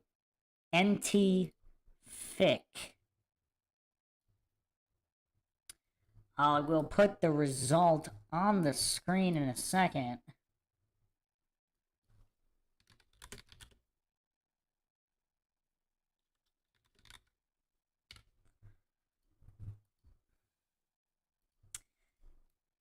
It must be coincidental. It just has to be, doesn't it? It has to be. Well, science, the word science is awfully close to seance.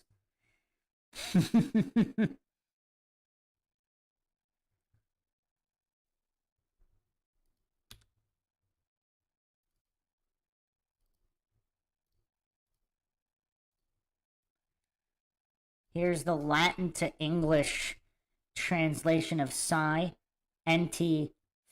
Know that it is fiction.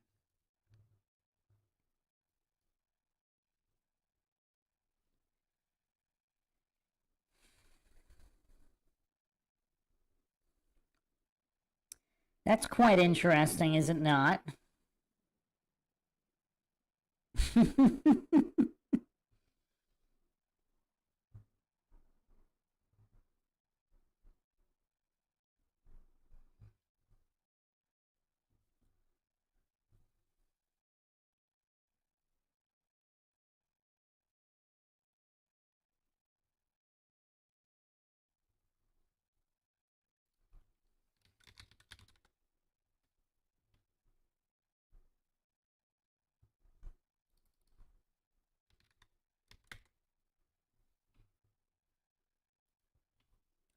Yeah, I mean, we get into etymology quite often.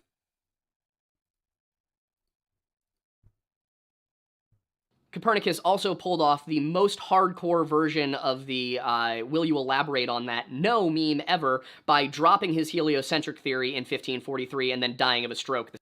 I mean, look at the religious regurgitation of these alleged facts. Not one inkling of doubt.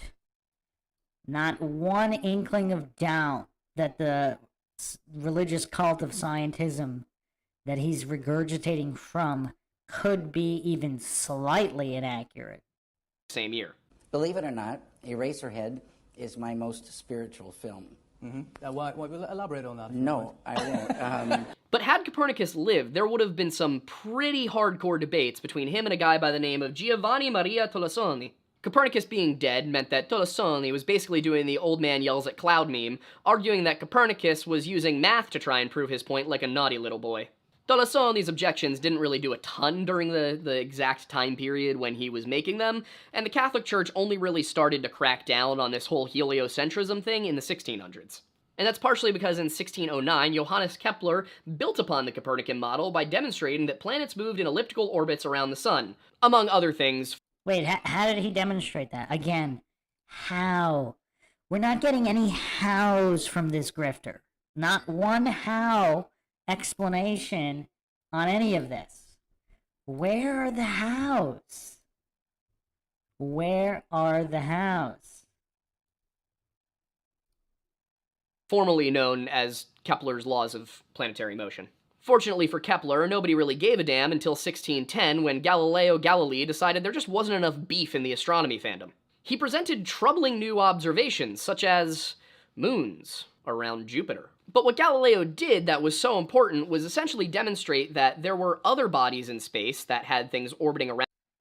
Well, how does he know they're physical bodies, though? And how did he demonstrate that they were physical bodies, physical terra firma? I mean, this is getting quite painful. This is getting very, very painful. Afflees Goethe says it's dishonesty that irks me. I'm not convinced this is dishonesty. This could be simple mental disability. I mean, this could possibly be simple mental disability and just thorough indoctrination into a religious cult. Let's not forget, everybody wants to talk about Occam's razor, which they don't even understand. But Hanlon's razor is quite useful as well. Never attribute to malice that which is adequately explained by stupidity.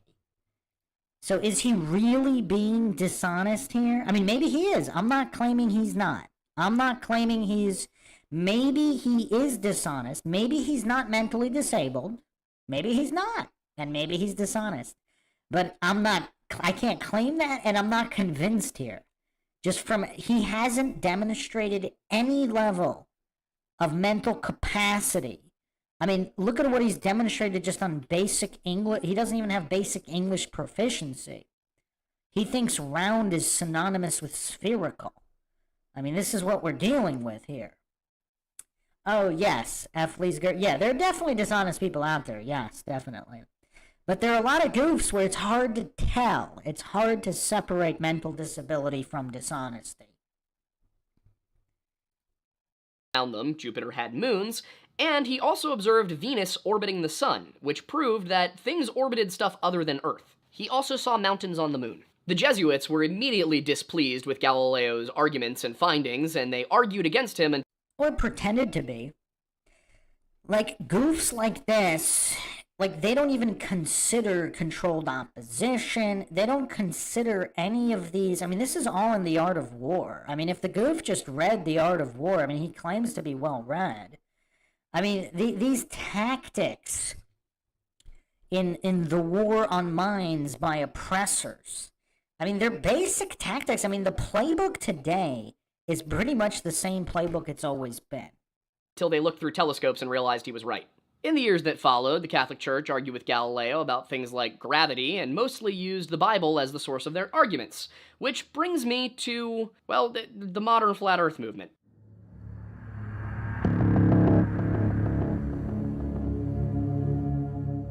The world gradually began to accept that the Earth is a globe which orbits the sun during the 1700s, and by the industrial era, the prevailing theory was the one we are familiar with today. A small minority, however, held on to the belief. How does he know any of that, by the way? Like, how does he know what the majority did, the minority? Like, he has no verification for any of his claims. Like, this is why, if someone's not talking about logical fallacies, the difference between science and scientism, right from the beginning, it appears that they are just a mentally disabled goof or a dishonest shell, of course. Belief that not only are we at the center of the universe, but also that the Earth is flat. The seminal flat Earth work was Zetetic Astronomy by the English writer Samuel Rowbotham. Thank you, England, this is all your fault. Rowbotham conducted the Bedford Level experiment. Okay, who's got bids that this goof doesn't even understand the Bedford Level experiment or the basic scientific method? Because if you don't understand the scientific method, how can you evaluate an experiment? I mean, I know these are wild questions, but I mean, we're talking about basics here. That's the thing with a lot of these anti-flat Earth grifters. Like, these are the wrong people to be addressing any of this. Like, if you really want to so-called debunk flat Earth or whatever, like, get some people who actually understand what the scientific method is to do it. In which he placed a telescope 8 inches above the water of the old Bedford River, a flat canal, and had a boat row away from his position with a 3-foot flag placed atop it. Rowbotham's argument was that if the Earth was curved, then over the course of that 6 miles, there should be about 11 feet worth of curvature. But what Rowbotham observed was that as the boat rowed away from him the whole 6 miles, he never lost sight of the flag. Therefore, the Earth must be flat. He used this experiment. So I'm actually going to play my video on the Bedford experiment because just... Wow, I mean, this is so tough because it's like he just reads this quick tagline, just this quick wiki entry, and then he just regurgitates it as gospel without even understanding it. Like, forget whether he's honest or dishonest, but he doesn't even know. He doesn't even understand the experiment itself. But obviously he's too much of a narcissist to even consider that possibility. So it's like he tricks himself into pretending he understands and then regurgitates with confidence. I mean, this is why this might be a mental disability if he's not acting here. Because listen to the confidence in his voice of this scientism regurgitation. So, I don't know, I guess I'll let this play through and then I'll bring up my video on it. Because the other thing, like a lot of these goofs, they hallucinate that the experiment was actually done perfectly, and then they'll do all the mental gymnastics to pretend that it couldn't have not been done perfectly. So humans are infallible when performing all experiments, no matter which side of which issue they're on. I mean, just the level of goofery here. I mean, it's just absolutely mind-boggling. Mind-shocking, if you will. Along with some scriptural arguments, to write several works, I won't call them books because they're not all books, but several works between the years of 1849 and 1865. These works included Zetetic Astronomy, Earth Not a Globe, and The Inconsistency of Modern Astronomy and Its Opposition to the Scriptures. And his cosmology is likely very recognizable, an early version of the map used most commonly by flat earthers today. In his work, he presents the Earth as a flat disk with the North Pole at its center and an ice wall surrounding the outer edges, with the sun, moon, and stars only... Actually, I'll go over Bedford right now because I think it'll be interesting because I think he's going to go back to it in a second. So let me bring it up right now so that way, you know, people in the chat who are not familiar with the experiment, we can go over the exact nature of the experiment and all the variables in the experiment.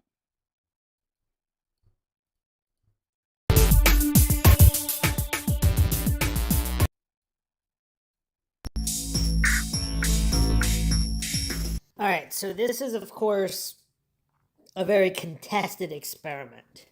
Obviously, there's a lot of problems with it because it was not carried out the same way in every instance. So that's bizarre.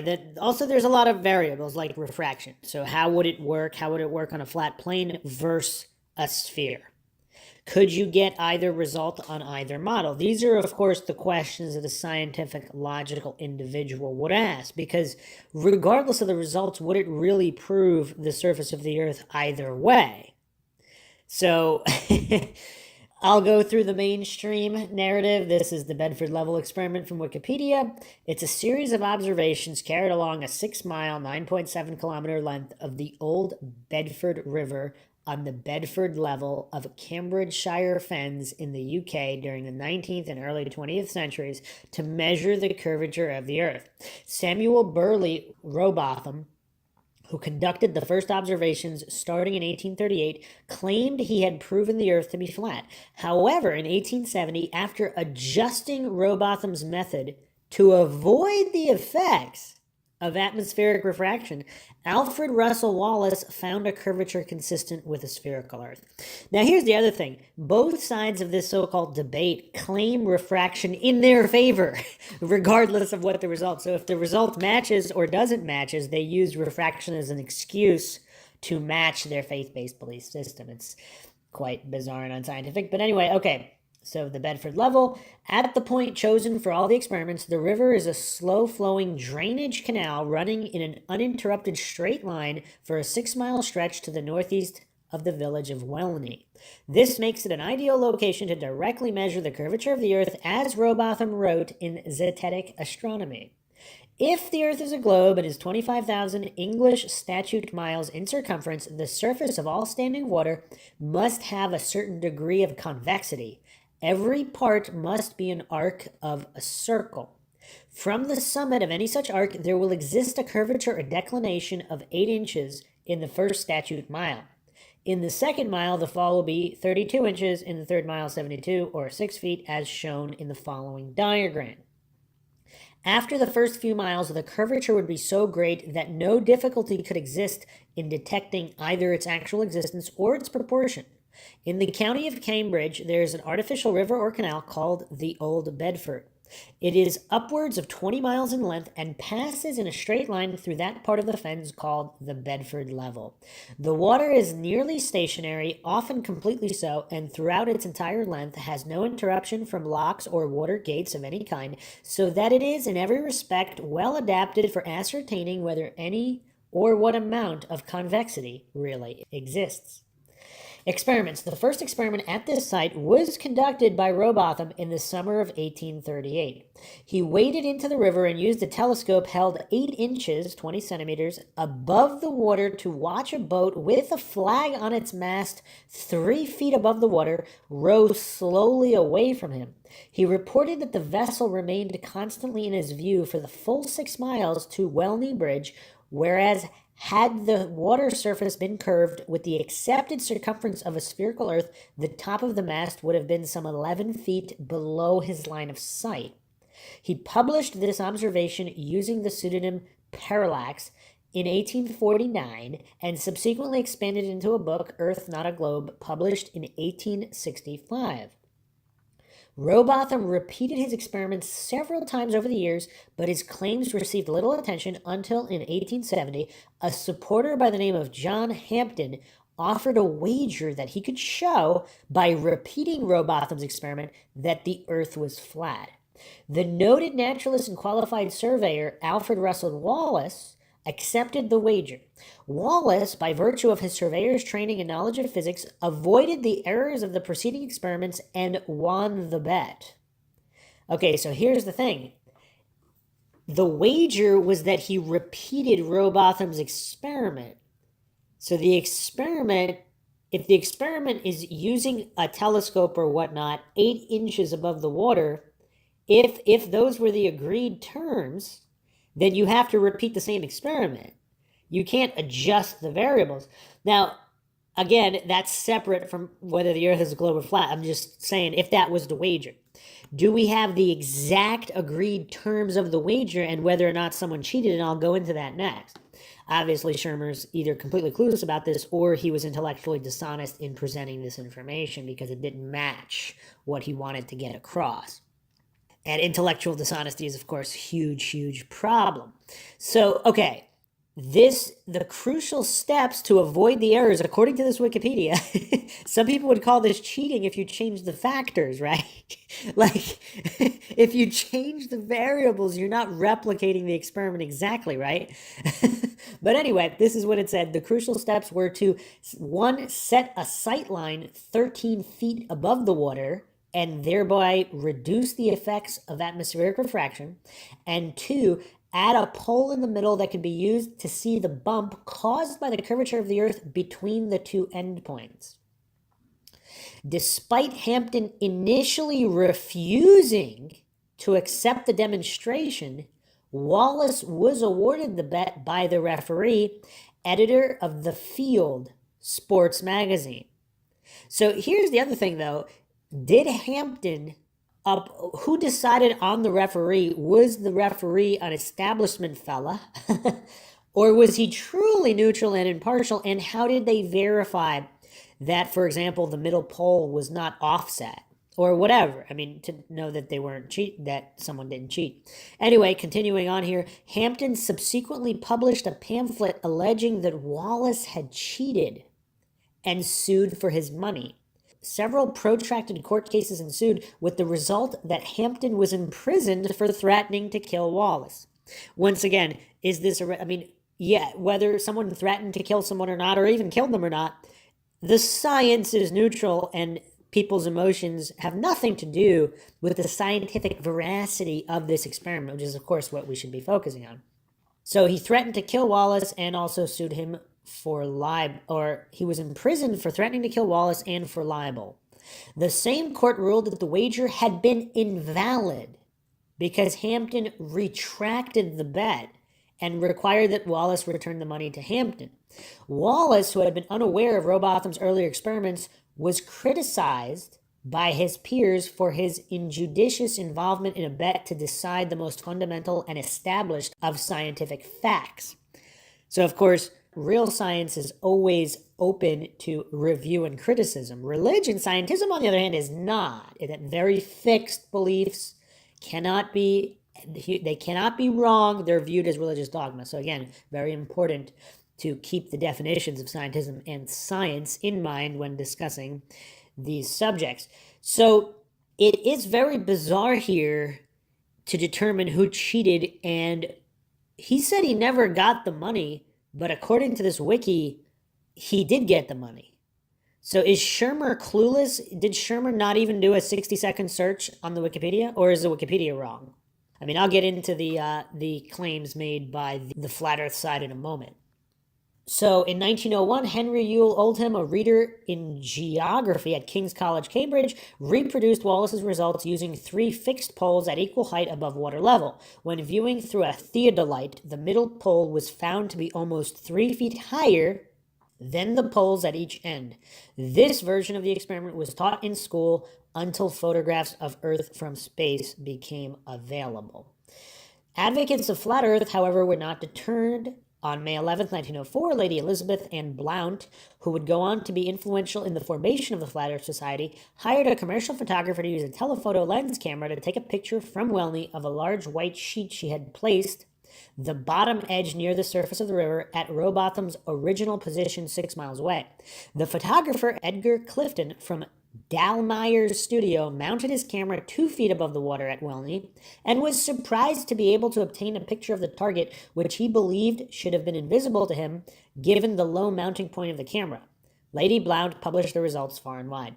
These controversies became a regular feature in the English Mechanic magazine in 1904 and 1905, which published Blount's photo and reported 2 experiments in 1905 that showed the opposite results. One of these, by Clement Stratton on the Ashby Canal, showed a dip on a sight line only above the surface. Okay, refraction. Atmospheric refraction can produce the results noted by Rowbotham and Blount. Because the density of the air in Earth's atmosphere decreases with height above the Earth's surface, all light rays traveling nearly horizontally bend downward so that the line of sight is a curve. This phenomenon is routinely accounted for in leveling and celestial navigation. If the measurement is close enough to the surface, the downward curve may match the mean curvature of the Earth's surface.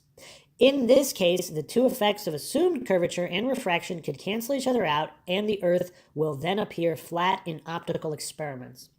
This would have been aided on each occasion by a temperature inversion in the atmosphere, with temperature increasing with altitude above the canal, similar to the phenomenon of the superior image mirage.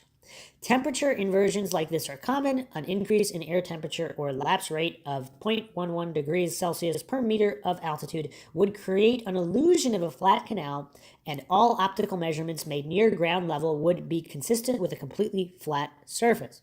If the lapse rate were higher than this, temperature increasing with height at a greater rate, all optical observations would be consistent with a concave surface, a bowl-shaped Earth.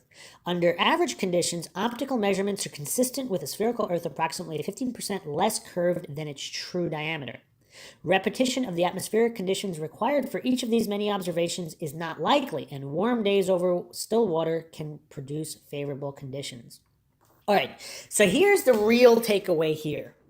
There are always other variables. So if the Earth is flat, atmospheric conditions, human perspective, could account for ships appearing to go over the horizon. Similarly, if the Earth is a globe, 25,000 miles in circumference, the true curvature amount might not be seen, and what appears, so the true horizon is actually higher than the horizon that you see, again, due to atmospheric distortion, temperature, atmospheric conditions, all of these things. So the true horizon is higher than the horizon that you see. Again, I keep bringing up convergence. Train tracks appear to touch. That doesn't mean they touch, and no, that has nothing to do with the shape of the Earth.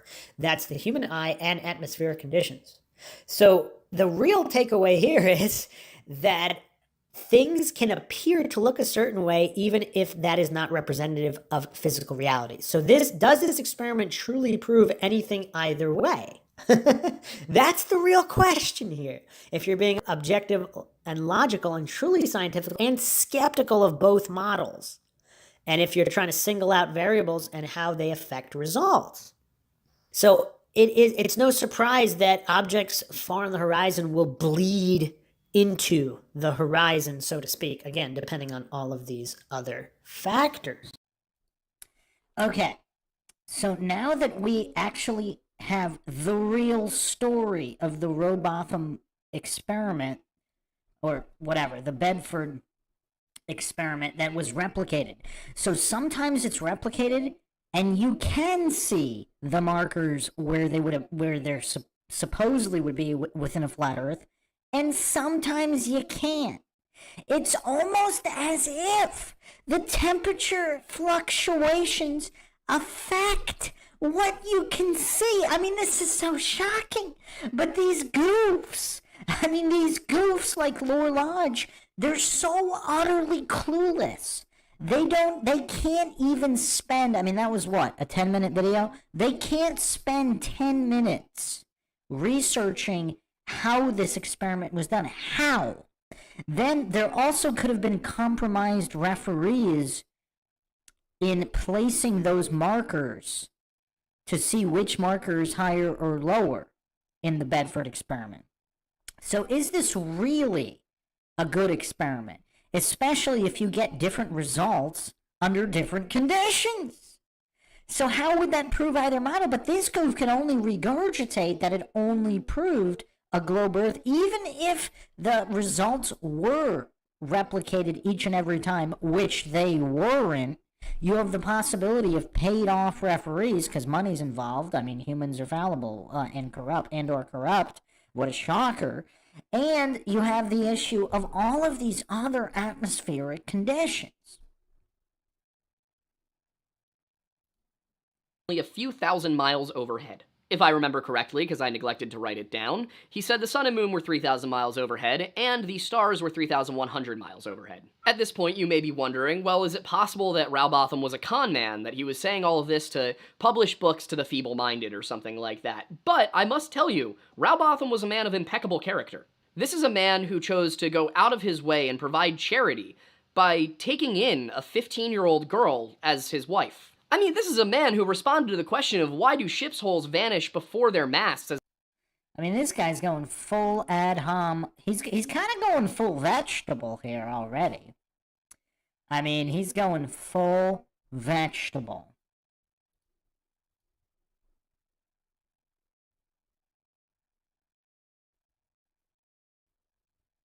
Just double checking the stream here. Dropping a little bit. I think we should be okay.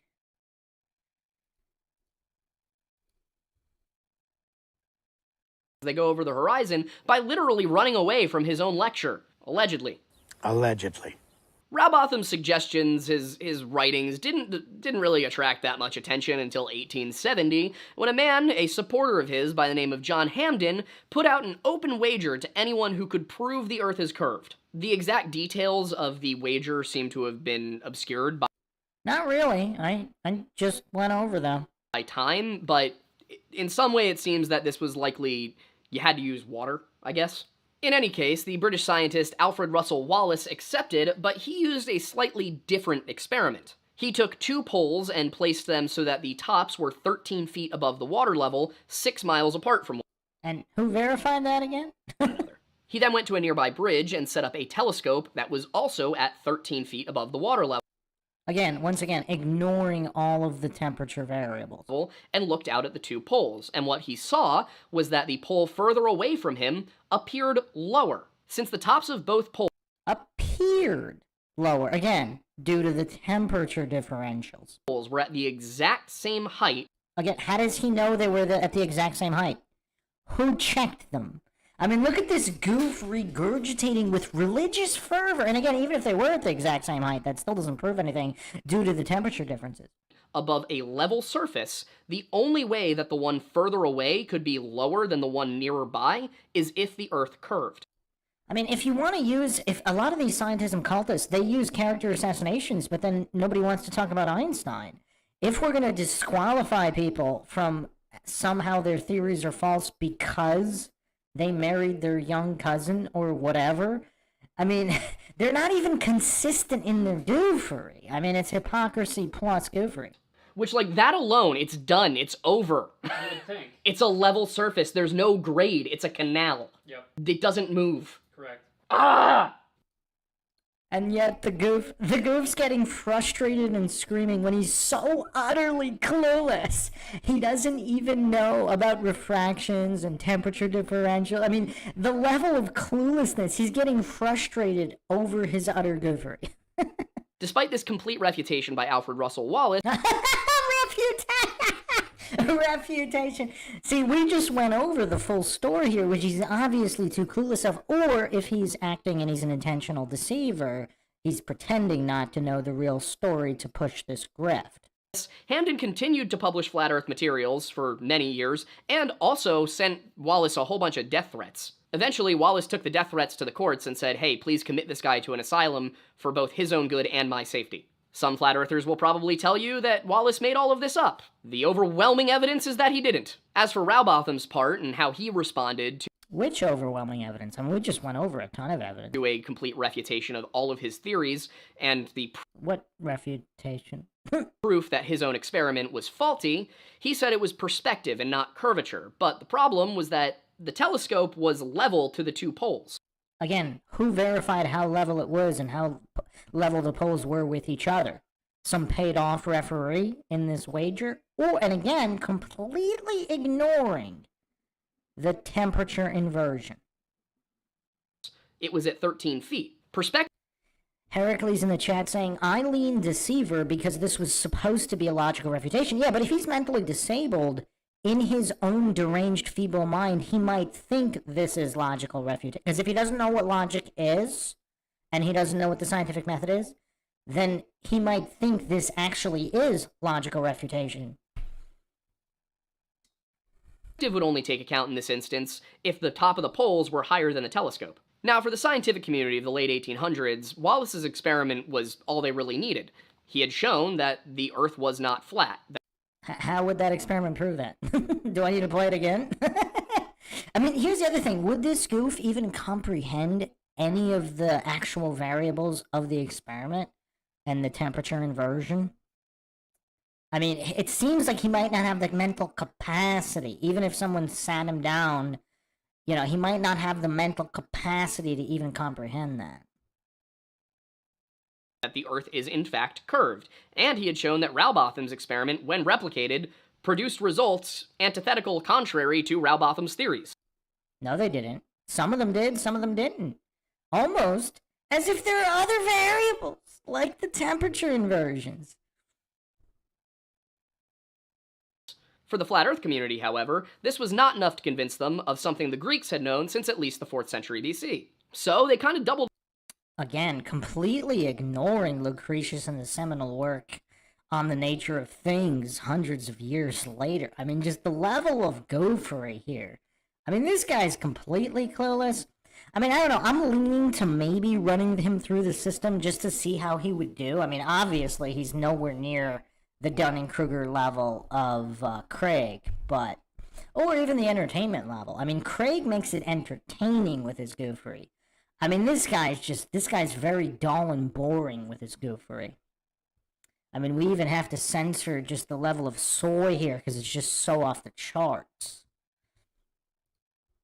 Down in 1893, a woman by the name of Lady Elizabeth Blunt, once again, an English person, founded the Universal Zetetic Society, and the Universal Zetetic Society published a Flat Earth magazine entitled The Earth Not a Globe Review. As with Rowbotham, she firmly believed that the Bible was explicitly in support of a flat Earth, her mission statement being propagation of knowledge related to natural cosmogony and confirmation of the Holy Scriptures based upon practical scientific investigation. Now, as you all may know, I'm something of an amateur biblical scholar myself. Is he really? Is he really? I mean, based on his performance thus far, who actually thinks he's going to actually bring up relevant verses, or he's going to cherry pick irrelevant verses? He's going to cherry pick irrelevant and out of context verses and attack those instead. That's a tough one. That's a tough one. So I thought this would probably be the best place to start with my analysis of their arguments.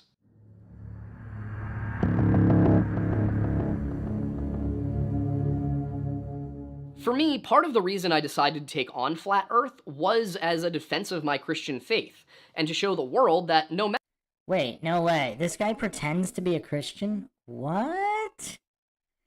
Okay, I might okay, well, again, if mental, yeah, I mean, if the mental disability is that severe, I mean, maybe? I mean, maybe?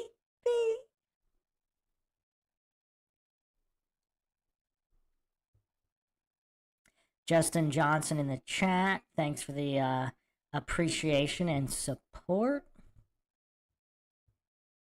Conscious Machine 413 as well. Joyce B saying, yes, Craig entertaining and Matt Walsh moon landing logic is off the chart hysterical. It is indeed. John Thor in the chat. I've actually carried out the Bedford Level observations with friends back in 2016. We didn't see any bendy water. Yeah, I mean, I don't know if you just got here, John Thor, but I played my 12-minute clip on the Bedford experiment and addressing the different results in different experiments, the possibly paid-off referees that manipulated the polls, and, of course, the temperature inversions causing refraction and other atmospheric conditions that would give different results at different times, therefore clearly not proving either model, which this goof knows nothing about.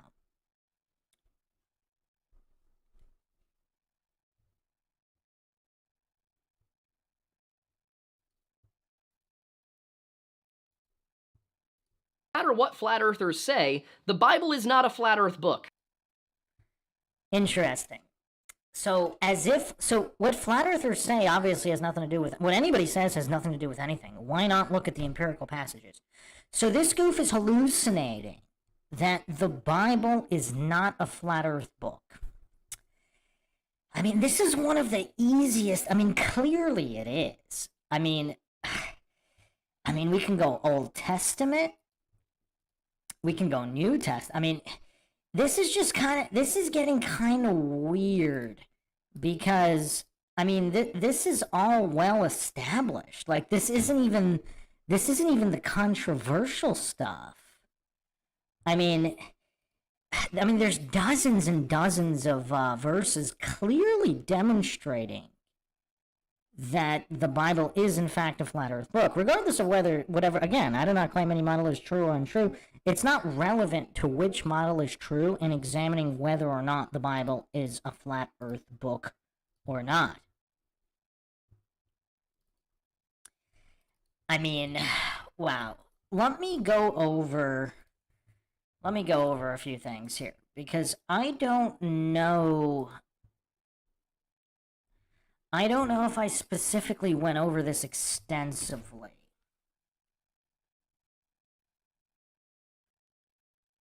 So Genesis 1:6-9, God said, let there be a dome in the middle of the water. Let it divide the water from the water. God made the dome and divided the water under the dome from the water above the dome. That is how it was. And God called the dome sky. So there was evening and there was morning, a second day. God said, let the water under the sky be gathered together into one place, and let dry land appear. And that is how it was. Genesis 1:6-9.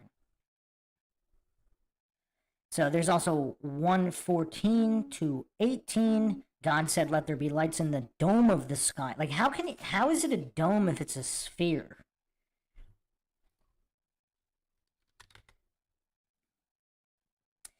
Because a dome is a rounded vault usually from a circular base, from a flat circular base. So it is the upper half of a sphere. How can that exist over another sphere if it's only a dome? It would be a sphere in a sphere. I mean, obviously this guy doesn't do basic logic, but... So, Genesis 1:14 to 1:18, God said, "Let there be lights in the dome of the sky to divide the day from the night. Let there be signs, seasons, days, and years. Let them be for lights in the dome of the sky to give light to the earth." And that is how it was. God made the two great lights, the larger light to rule the day, the smaller light to rule the night, and the stars. God put them in the dome of the sky to give light to the earth, to rule over the day and over the night, and to divide the light from darkness. And God saw that it was good. So that's Old Testament. Let's go to a New Testament, 2 Peter 3:5. First, understand this: during the last day, scoffers will come, following their own desires and asking, "Where is this promised coming of his? For our fathers have died, and everything goes on just as it has since the beginning of creation." But wanting so much to be right about this, they overlook the fact that it was by God's word that long ago there were heavens, and there was land which arose out of water and existed between the waters. And by means of these things, the world of that time was flooded with water and destroyed.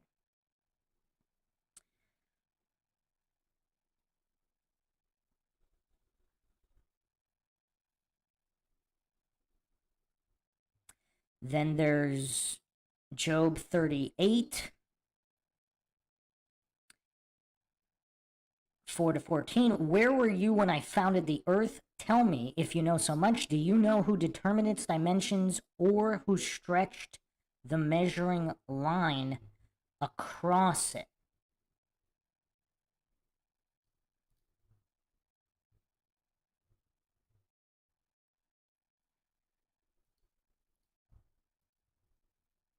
"On what were its bases sunk, or who laid out its cornerstone,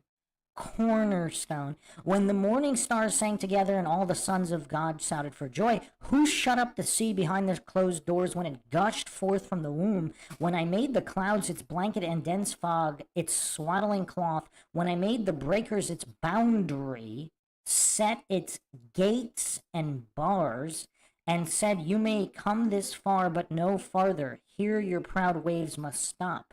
Have you ever in your life called upon the dawn and made the morning know its place so that it could take hold of the edges of the earth and shake the wicked out of it? Then the earth is changed like clay under a seal, and its colors are fixed like that of a garment."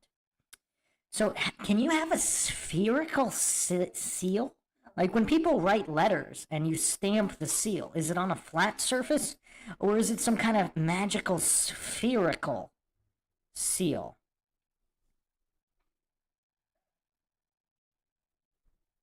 And obviously this also matches Babylonian cosmology and all these other cosmologies. There's obviously the famous one, Isaiah 40:22, the circle of the earth.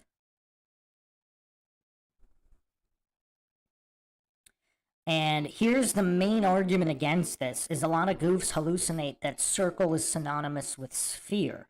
It's clearly not, because the word for sphere is in Isaiah 22:18. "He will surely violently turn and toss you like a ball into another country." So clearly, regardless of which translations, going back to the Hebrew, the Aramaic, or other countless ones, clearly there are two different words for a three-dimensional sphere and a circle like clay.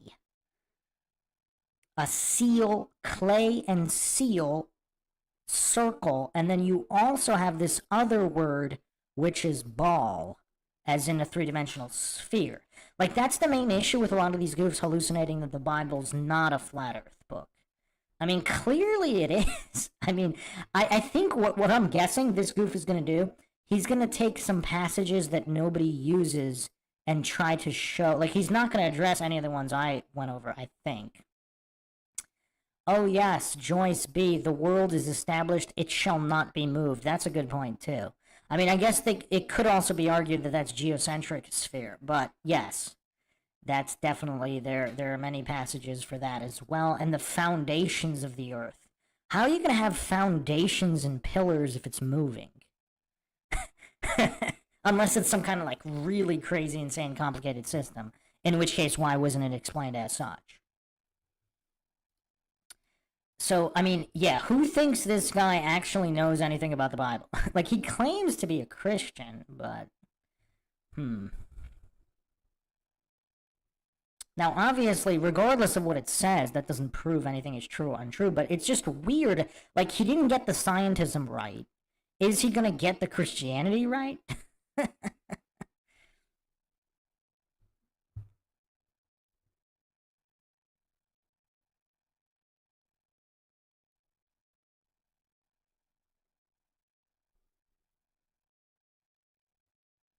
And of course, there's also the issue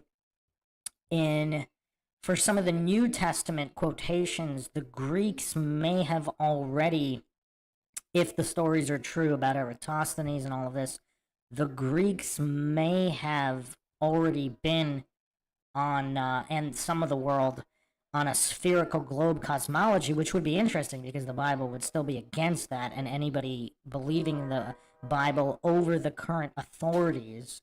I mean, here's one of my favorite passages, which I've mentioned many times, and just to clarify, I'm not a Christian.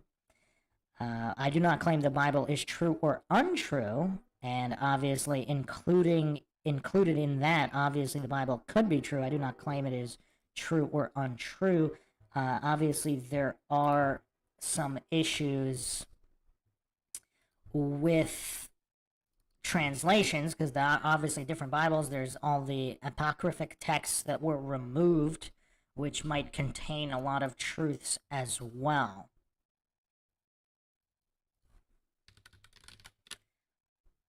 But here is one of my favorite passages, which is very, very anti-statist, because a lot of goofs that pretend to be Christians that bootlick governments and authorities, I mean, obviously it's very anti-Bible, anti-Christian to do so.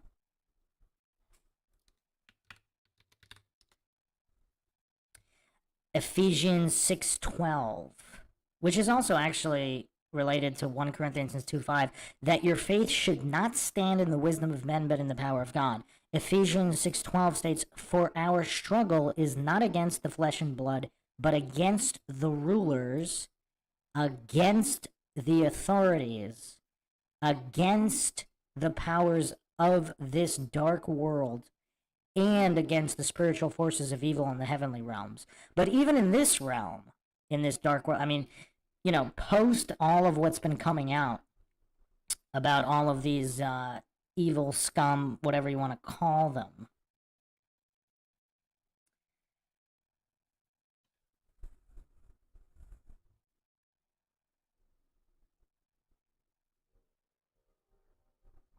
so those are two of my favorite passages. So clearly it's anti-scientism, anti-statism.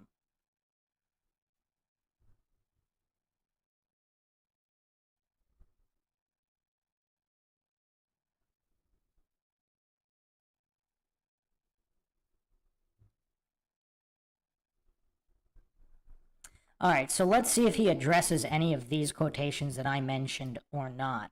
Or if he picks some irrelevant ones and pretends that they debunk something.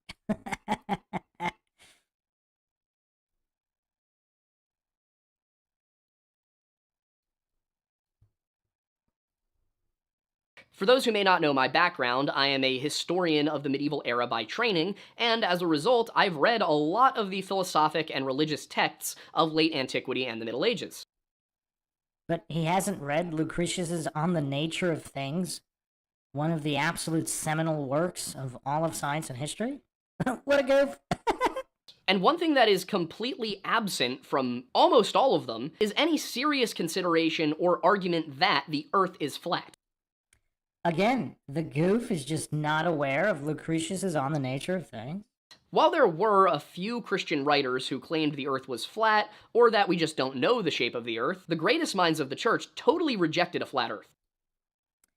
Wow. So he's not talking about the Bible here. He's talking about the alleged greatest leaders of or experts of the church. So Matthew 7:15. Beware of false prophets which come to you in sheep's clothing, but inwardly they are ravening wolves. Actually, let's get into more of these false, because this goof thinks that if somebody's somehow touting themselves an expert, if someone is touting themselves an expert, that somehow has anything to do with the Bible itself. I mean, that's kind of weird. Like, the Bible says whatever it says, regardless of what church leaders, alleged church leaders, say. 2 Peter 2:1, but there were also false prophets among the people, just as there will be false teachers among you. They will secretly introduce destructive heresies, even denying the sovereign Lord who brought them, bringing swift destructions on themselves. Anybody thinking Holly weird here? Secretly introduce destructive heresies. This is 2 Peter 2:1. 2 Peter 2:3, in their greed, these teachers will exploit you with fabricated stories. Let me repeat that again for all the scientism cultists. In their greed, these teachers will exploit you with fabricated stories. Their condemnation has long been hanging over them, and their destruction has not been sleeping. Ezekiel 22:28. Her prophets whitewash these deeds for them by false visions and lying divinations. They say, this is what the sovereign Lord says, when the Lord has not spoken.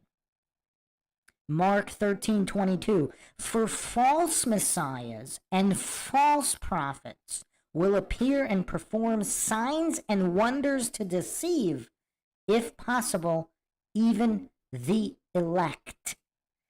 Project Bluebeam, anyone?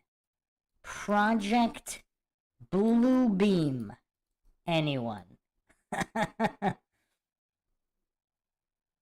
Now, the elect, or the elect of God, are those whom God has predestined to salvation. There's a lot of debate on that. I'm not going to get into that. But obviously the point here was false messiahs, false prophets, and signs and wonders to deceive.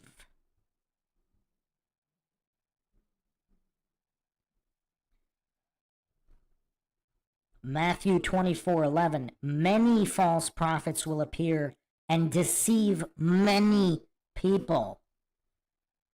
I mean, this goof claims to be some kind of biblical scholar or I mean, the level of goof. I mean, this guy's worse than a child in Sunday school.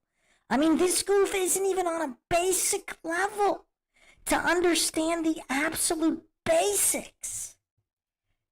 I mean, I'm going to repeat 24:11 again. Many false prophets will appear and deceive many people. So he's trying to argue for this appeal to popularity fallacy where, all these church leaders and experts never claim flat earth. Well, I mean, this is all in line with what the Bible actually says.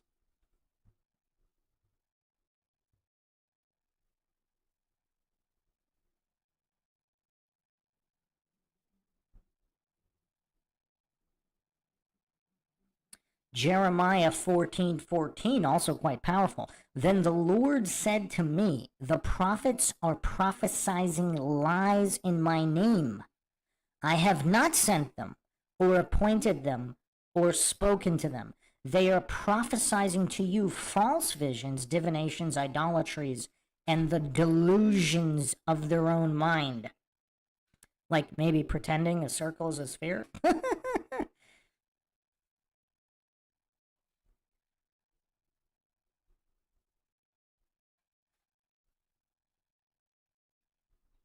Romans 6:17 to 18, 16, 17 to 18.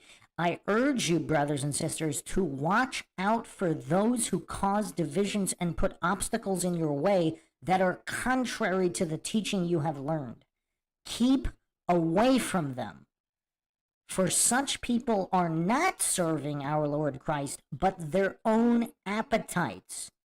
By smooth talk and flattery, they deceive the minds of naive people. I'm going to repeat that last part again. By smooth talk and flattery, they deceive the minds of naive people. Does that sound familiar? Anybody taking a look around the world today?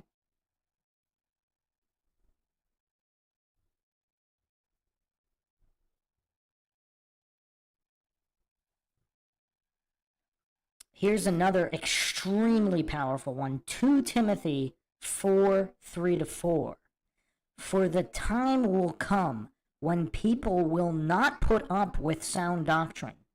Instead, to suit their own desires, they will gather around them a great number of teachers to say what their itching ears want to hear. They will turn their ears away from the truth and turn aside to myths. Again, are we pretending a circle is a sphere? I mean, the level of goofery here.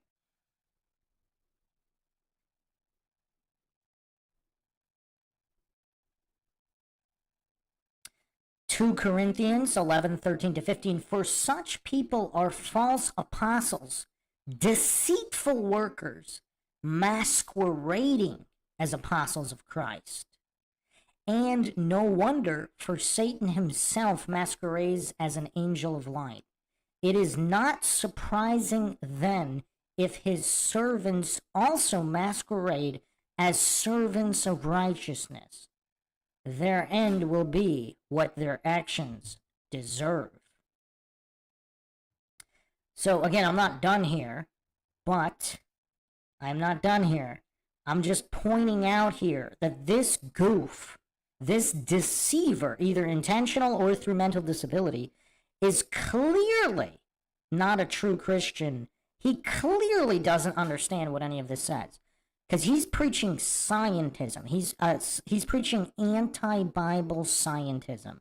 He is preaching anti-Christian, anti-Bible. He's this utterly clueless of these passages. I mean, this is kind of elementary level Sunday school, I believe. Mark 7:6-9, he replied, Isaiah was right when he prophesied about you hypocrites. As it is written, these people honor me with their lips, but their hearts are far from me. Again, is this dead accurate about this Lore Lodge goof? Let me repeat that last one again. Mark 7:6.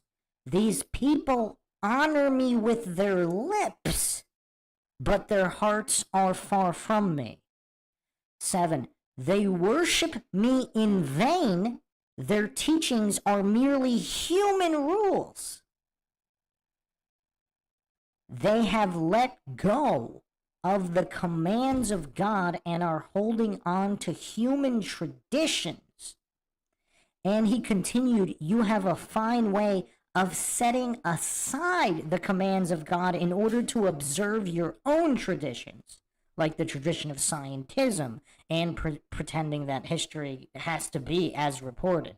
by the powers that be. I mean, everything this Lore Lodge goof is doing is in direct violation of just about everything the Bible says. I mean, I'm just getting started with the passages here. I don't want to, go through the whole thing. But this guy's a supposed biblical scholar, a biblical historian, putting up his credentials on the screen, which is, of course, a credential logical fallacy. I mean, think about the level of insecurity he has.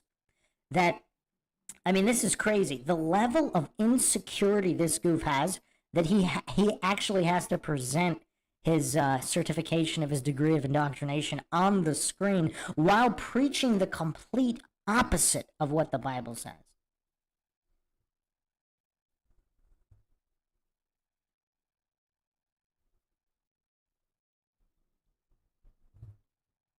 So I just wanted to go over some of those Bible verses about false prophets because this goof is so utterly clueless. He thinks that anybody that labels themselves some kind of church leader is somehow magically not a false prophet or a false teacher. I mean, what? The Bible clearly warns about many, not a couple, many false prophets and false teachers deceiving many people. I mean, how can it be any more clear? Again, I'm not claiming anything in the Bible is true, but how can it be any more clear what it actually says, though? And these goofs are going to pretend it doesn't say that? These goofs are going to preach the opposite of what it says? I mean, this is basic stuff, too. That's why, it's kind of hard to tell if this is just outright mental disability or if this guy's an intentional deceiver.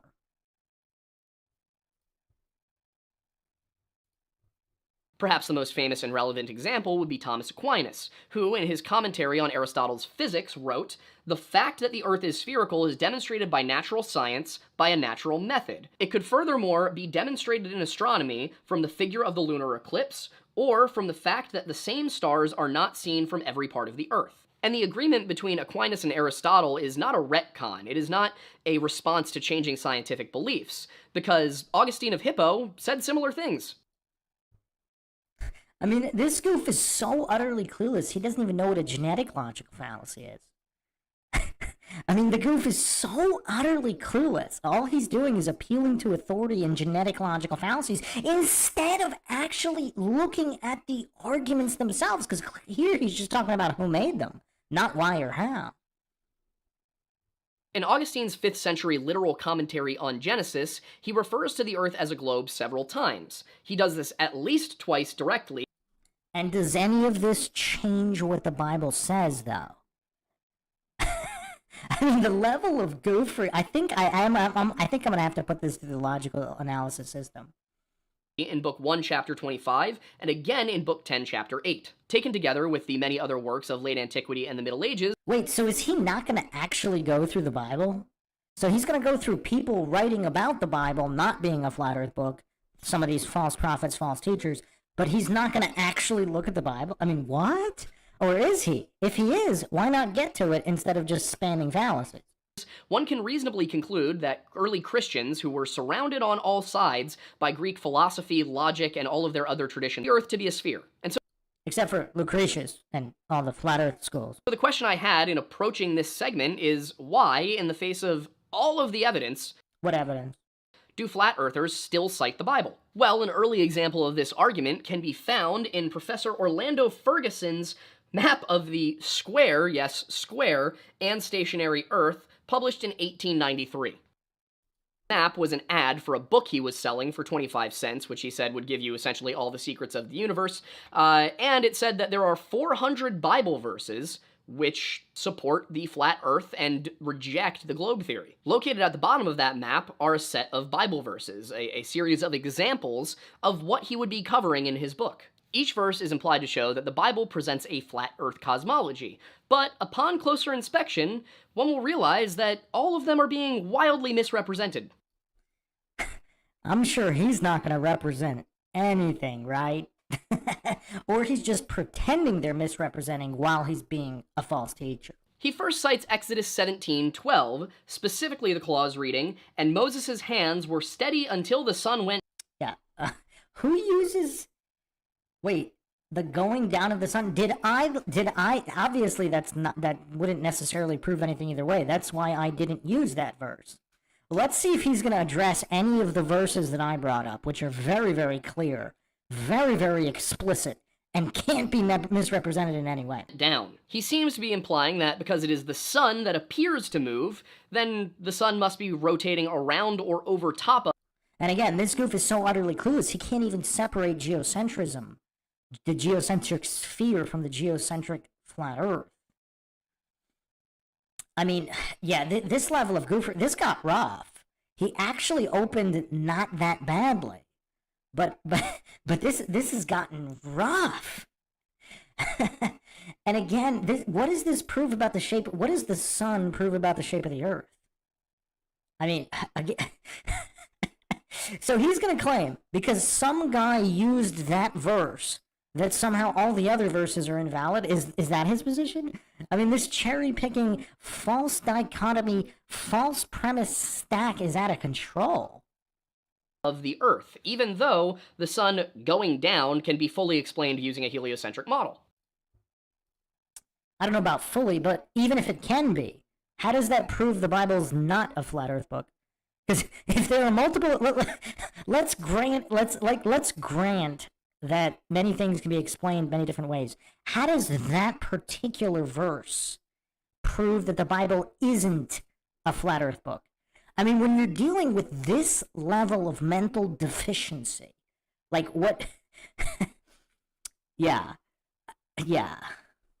And I want to point out that a lot of the argument here from the Bible is interpreting the Bible in one direction. Well, no, it's not, because the Bible clearly has words for ball. I mean, again, like, yeah, this is really, really tough. This is really, really tough because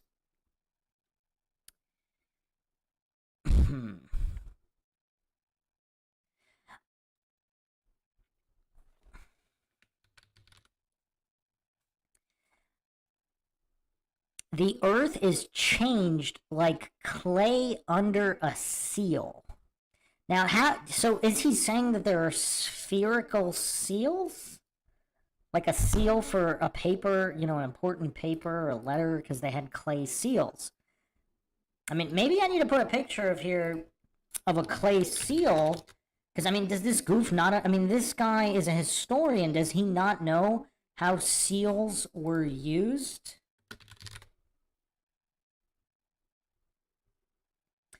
I mean, we can even look at an ancient seal. So this is how legal, this is straight from the Israel Museum here. Just give me a second to bring it up.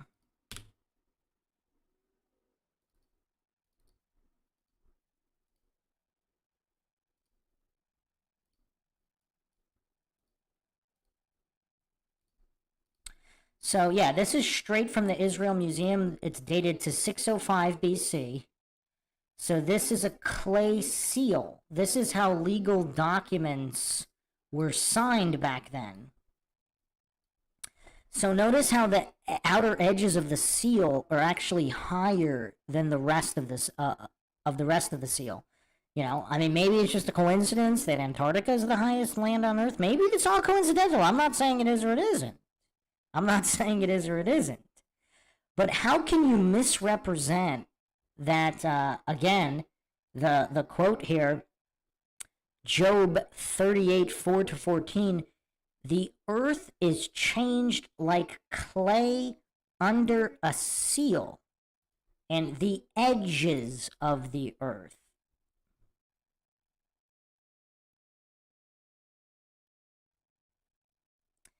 I mean, is there any way to misrepresent this? Like, this goof's hallucinating that this is all out of context, but this is very specific, including a solid dome and everything.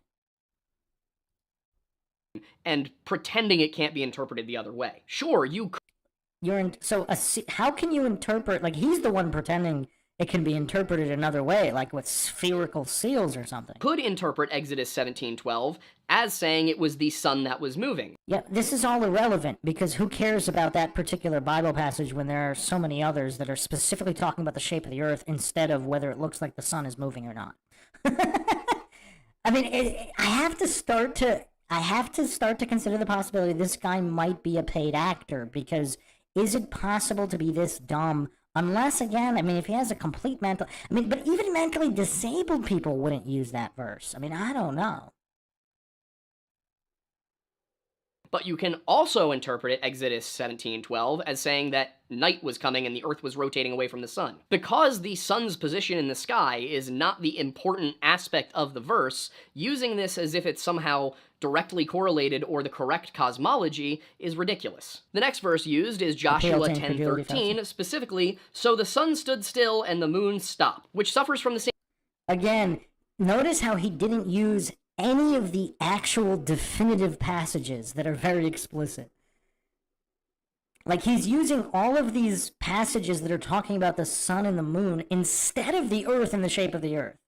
Like, even a mentally disabled person, I mean, even a mentally disabled person would probably know the difference between the sun and the moon and the earth, right?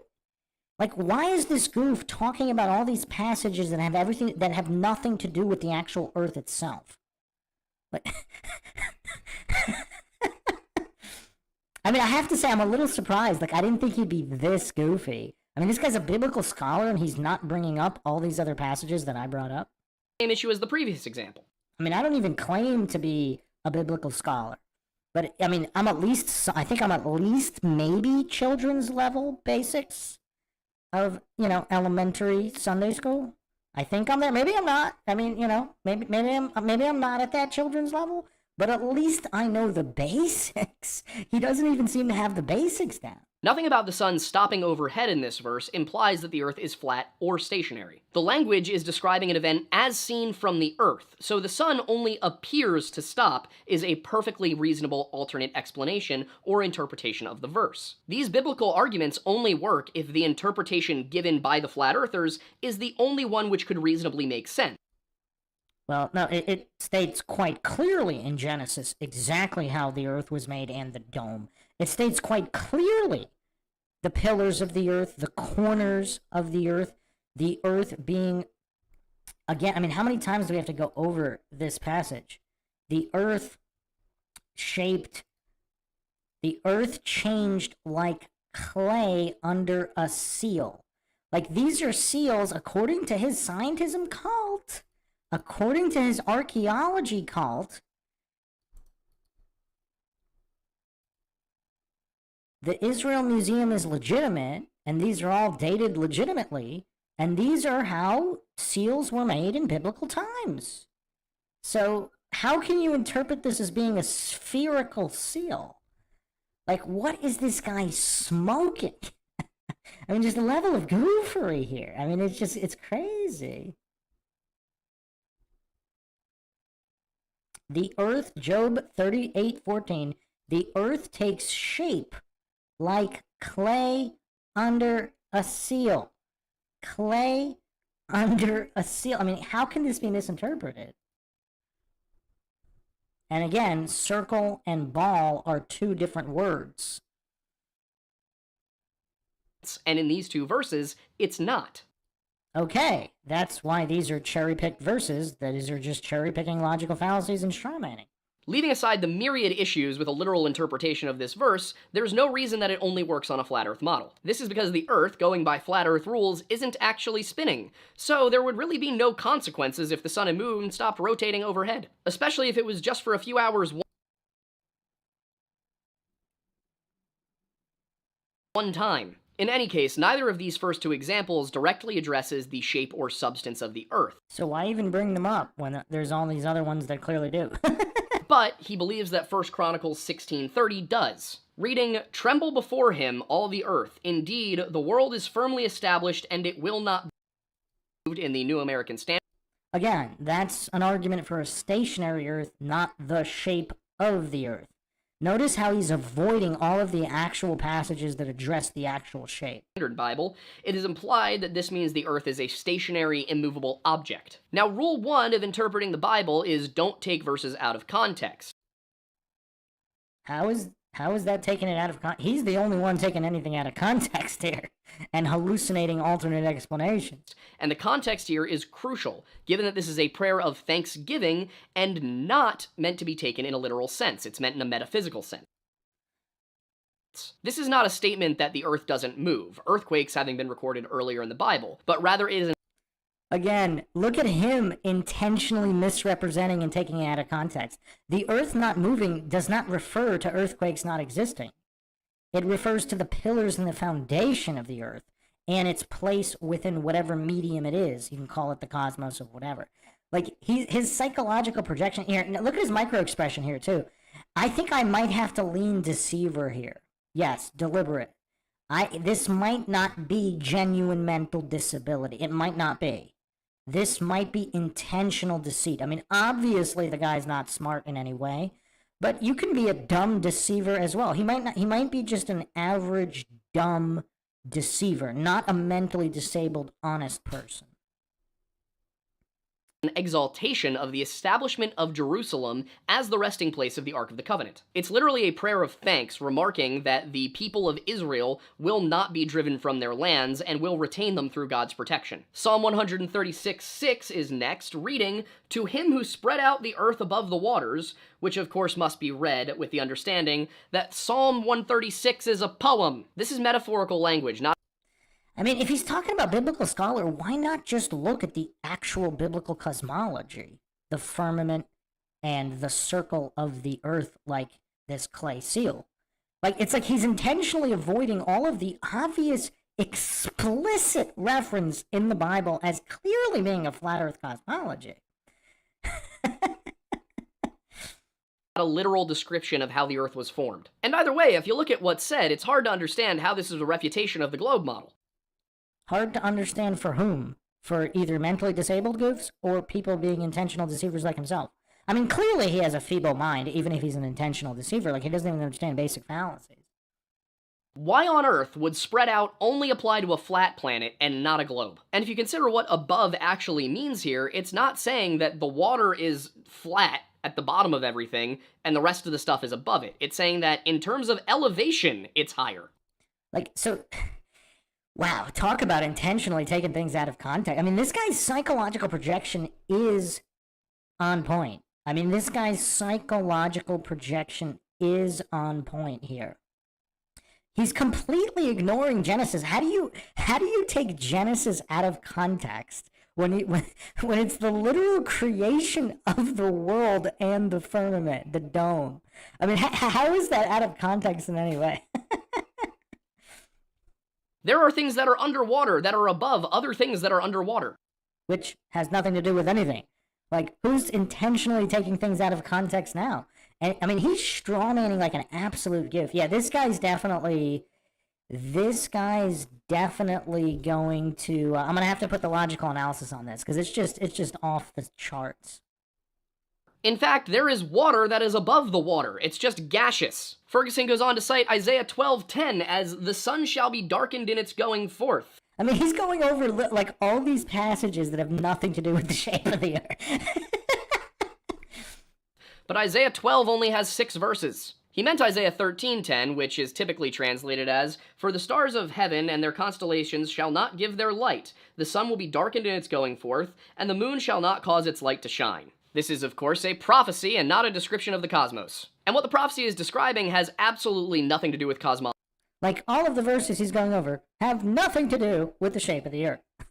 At all. It's talking about the destruction of Babylon by an army from far-off lands, later revealed to be the Medes. The same event is actually described in Daniel 5 and 6, but without... Man, his diversion fallacy game is kind of up there, too. I mean, he's spamming red herrings and non sequiturs and strawman. Like, wow. Yeah, this guy, I'm going to have to run the logical analysis system because I think he is going to make it on the board. He's not going to win. I mean, he's got nothing on Craig. But, I mean, he might make top 10. I mean, he might. any of the details about a darkened sky, because that's about the city itself being taken, and it also doesn't focus on the combat or what's going on outside. It focuses on the warning of what's going to happen. In the sake of Isaiah, however, given that it's prophecy, a literal reading is simply not necessarily the best course of action. But even if you do take it literally, there's nothing in the verse that constitutes a refutation of the globe model. The argument seems to be that because the sun is described as And notice how he completely reframed everything. He shifted the burden of proof. So he's saying nothing refutes the globe. The claim was that the Bible is a flat earth book. That's a positive claim. Now he's saying there's nothing that refutes the globe earth in it, which is obviously a diversion fallacy. That has nothing to do with the claim. The claim is the Bible is a flat earth book, which it clearly is. And now he's just spamming, there's nothing that refutes the... Well, first of all, there is. But even if there was not, like the passages he cherry-picked in his cherry-picking fallacy might line up with that. But he clearly ignored all these other passages. Sphinx Bear saying he probably got his debate prep from Michael Knowles. What debate prep is that? None at all. going forth, that means it's not us moving around it. But once again, everything is being described by people on Earth who are observing things from Earth, and thus it's going to look like it's the sun that's moving, even if it's not. Wow. Total false premise. I mean, this is crazy. The way that God created the earth is not being, like, Genesis is not from described by people on Earth before Earth existed. I mean, think about the level of goofery here. I mean, I know he's talking about his cherry-picked fallacies, and, you know, because he's committing so many fallacies here, it might be kind of hard to keep track, but Genesis, in talking about the dome of the heavens, the waters above, waters below, the formation of the actual earth, that's not being described by people on Earth as it's happening. I mean, even small children know this. Like, relativity seems to be a really big problem for the flat earth community. Not just the theory of relativity, but really any relativity in general. If anything, this verse seems to be a prediction of something like a lunar eclipse, or perhaps a volcanic eruption, the latter being the more likely, considering that verse 9's language reads, "to make the land a desolation." An eclipse would not cause desolation, but a volcanic eruption certainly would. So while it's unclear to what Isaiah is referring, at the end of the day, the same issue takes hold. Not clear to whom? I mean, this goof keeps saying it's not, this isn't clear, that's not clear, while hallucinating that all these experiments that he doesn't know how they were done are all perfectly clear and definitely prove what they claim to by the scientism cult.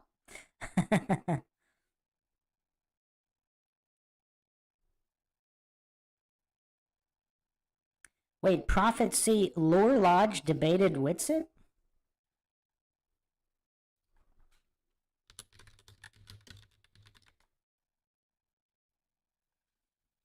Or did that not happen yet?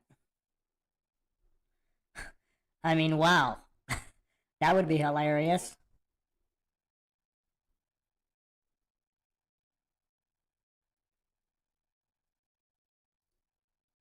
In no way is this exclusively possible on a flat Earth model. In fact, it can be explained in a way that doesn't even involve outer space if How does any of this prove that the Bible isn't a flat earth book? Because there was a positive claim that the Bible is a flat earth book, which it clearly is. We went over the verses. we go with volcanic plume. Following Isaiah 13:10, which I will remind you he cited as Isaiah 12:10, despite the fact that Isaiah only has 6 verses, he moves on to verse 11:12, in which he notes it makes reference to the 4 corners of the earth. Okay, this one's a little better. At least there's a reference to the earth, finally. Once again, in context, this is not a claim that the earth is flat or rectangular or stationary. Like chapter 13, this is part of a prophecy, and it can only be properly understood with the context given in chapters 1 through 10. In the first part of the book of Isaiah, Israel is being rebuked, both criticized and warned of a coming judgment. However, they're also given the promise that after they have been judged, they will be restored to greater glory than ever before. First, however, they will be scourged and scattered by Assyria, and then This guy's diversion. by Babylon, before finally a remnant would return, and they would inherit the kingdom. Chapter 11 specifically speaks of a period yet to come, when God will once again gather the children of Israel, Jacob, the line of Jacob, back to Judah. The language used, the 4 corners of the earth, follows the very specific mention of Assyria, Shinar, and Elam to the east, Pathros, Cush, and Egypt to the south, Hamath to the north, and the islands and coastlands to the west. This tells us that this is a metaphor for from all over the earth. Which, again, if the earth is flat, that would be from all over the earth. So how is this evidence of anything other than a flat earth? Rather than a literal description of the Earth's shape. And this is made crystal clear in the Hebrew, which directly translates as the four wings of the Earth, not the four corners. With these factors in mind... Wait, but it wasn't originally written in Hebrew. I'm not even going to bother fact-checking that, because even if that's true, what does the Aramaic say? I mean, what do the predating languages say? Because we know, again, that according to modern translations, you can go empirically verify this. Like, when I say we know, I only reference empirically verifiable information. Anybody can go check the King James Bible, and there is a different word for circle and ball. It's very plain to see that this verse in no way implies that the Earth is flat. What's clear is that it in no way implies that the Earth is a sphere, right? It in no way implies the Earth is a sphere. And why would it be four? If the Earth is a sphere, why would it be four? Why would it be four? But he doesn't stop with Isaiah 11, no, he continues on to Isaiah 14, which contains the phrase, "The whole earth is at rest," and you can probably guess where this is going. The full verse makes it very obvious that Ferguson is misconstruing the text, reading, "The whole earth is at rest and quiet. They break forth into shouts of joy." In arguing that the first 6 words of verse 7 are to be taken completely literally. Oh, this is actually the only point he made that's actually true. At rest, as in non-turbulent. It is not referring to this. This is the first legitimate point he's made. Wow, okay. He finally made one. Wow, he's ahead of Craig, I guess. Ferguson is necessarily... But again, completely ignoring all of the explicit passages that clearly refer to the Earth as stationary, with pillars, waters above, waters below, formed like clay under a seal.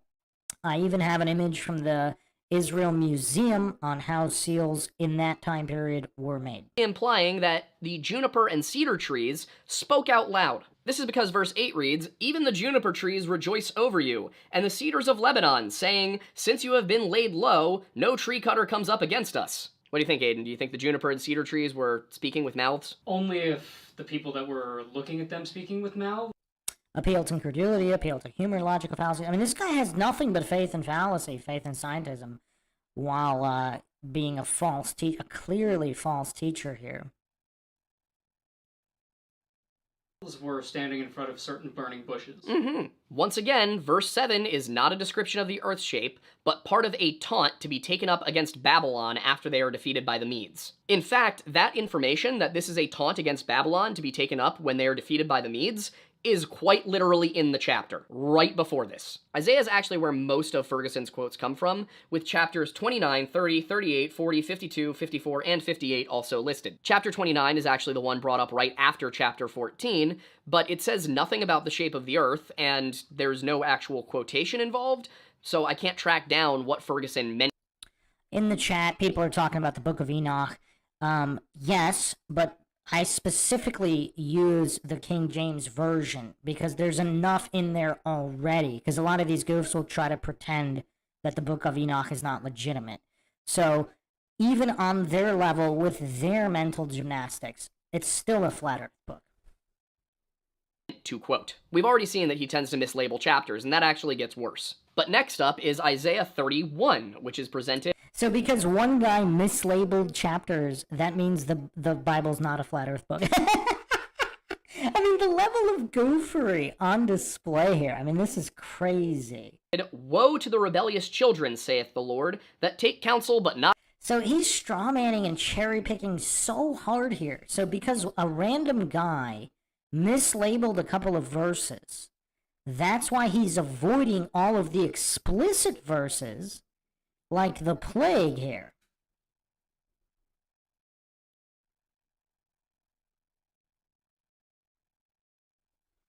AJD commenting, he sounds like he's gone into a mega sweat trying to twist passages around in order to support his premise. Well, all of this is red herring and strawmanning, because these aren't even the verses that I mean, other than this one random guy, who else uses these particular verses? Like, I went over the explicit verses.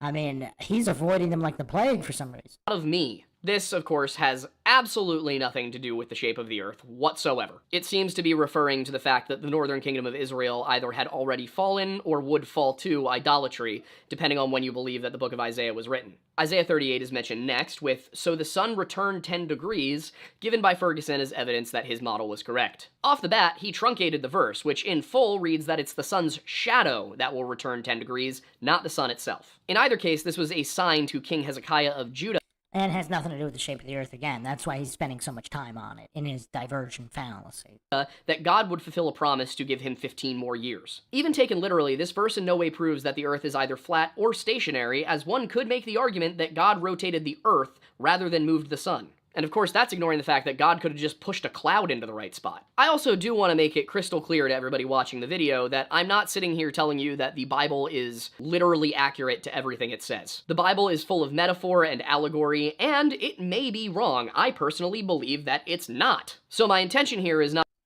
Because he's a false teacher and deceiver? to say, well, what he says the Bible says is wrong, but what I say the Bible says is right, but to say, But why not just look at the exact passages for yourself? Which he ignored all the explicit ones. the Bible doesn't say what he says it says. He moves on next to Isaiah 40:22 and cites it as saying, "It is he that sitteth upon the circle of the earth." Okay, finally. We finally get to one. Though this is, of course, yet again an incomplete quotation. Read in full, the verse is clearly and entirely metaphor, referring to the inhabitants of the earth as like grasshoppers, and to the heavens as like a curtain, spread out like a tent to live in. These are all metaphorical language. They are quite literally similes. Yeah, and how does it prove that this is referring to a spherical earth cosmology? Isaiah 52:5 is presented as he that spread forth Also, notice how he completely avoided the fact that the word ball is also used, so clearly that's not a sphere.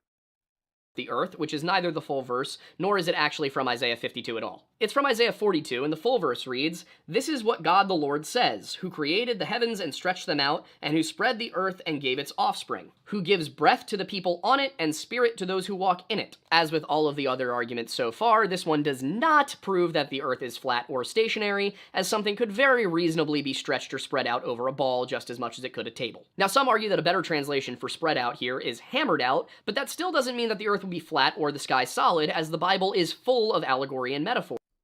Who thinks he's going to completely avoid Job 38:14? The earth takes shape like clay under a seal. I mean, if he does address it, I would like to. I mean, what are the mental gymnastics going to be to pretend that that has nothing to do with clearly describing the earth?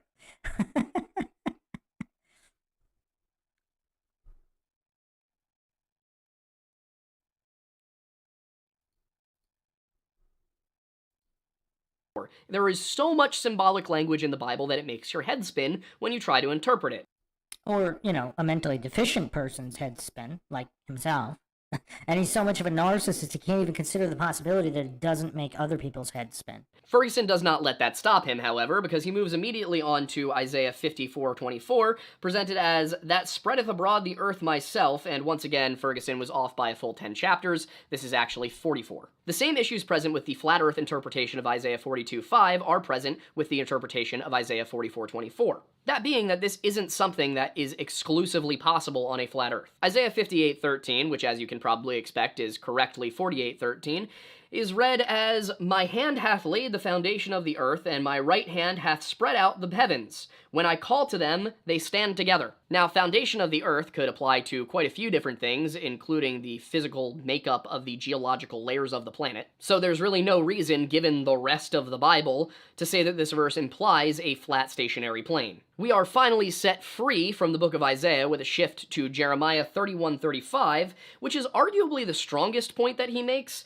in that the passage refers to the fixed order of the moon and stars for light by night. This is preceded by the statement that God made the sun for light by day, and followed by the claim that if this fixed order departs from me, God, then Israel will also cease to be a nation before me, God, forever. I'm actually not sure how this helps Ferguson's argument, because it would suggest that the sun, moon, and stars are stationary, and don't move at all, which his whole argument is that they do move. But another reading could simply be that all this is saying is that the sun, stars, and moon are fixed in order of their distance from Earth. Beyond that, the language certainly appears to be symbolic, and is typically interpreted to mean that so long as the sun, moon, and stars are in the sky, God will watch over his people. The final example given by Ferguson is Acts 2:20, which actually brings us into the New Testament. Ain't that swanky? So he's going to completely ignore Job. Okay. I guess. I mean, no surprise he ignores Genesis and Job, the most explicit in referencing flat Earth cosmology. Wow. I mean, I'm not surprised, obviously, because, you know, if he's just being deceptive here, I mean, even he might not be brave enough to perform I mean, are there even any mental gymnastics left to perform to explain away Genesis and Job?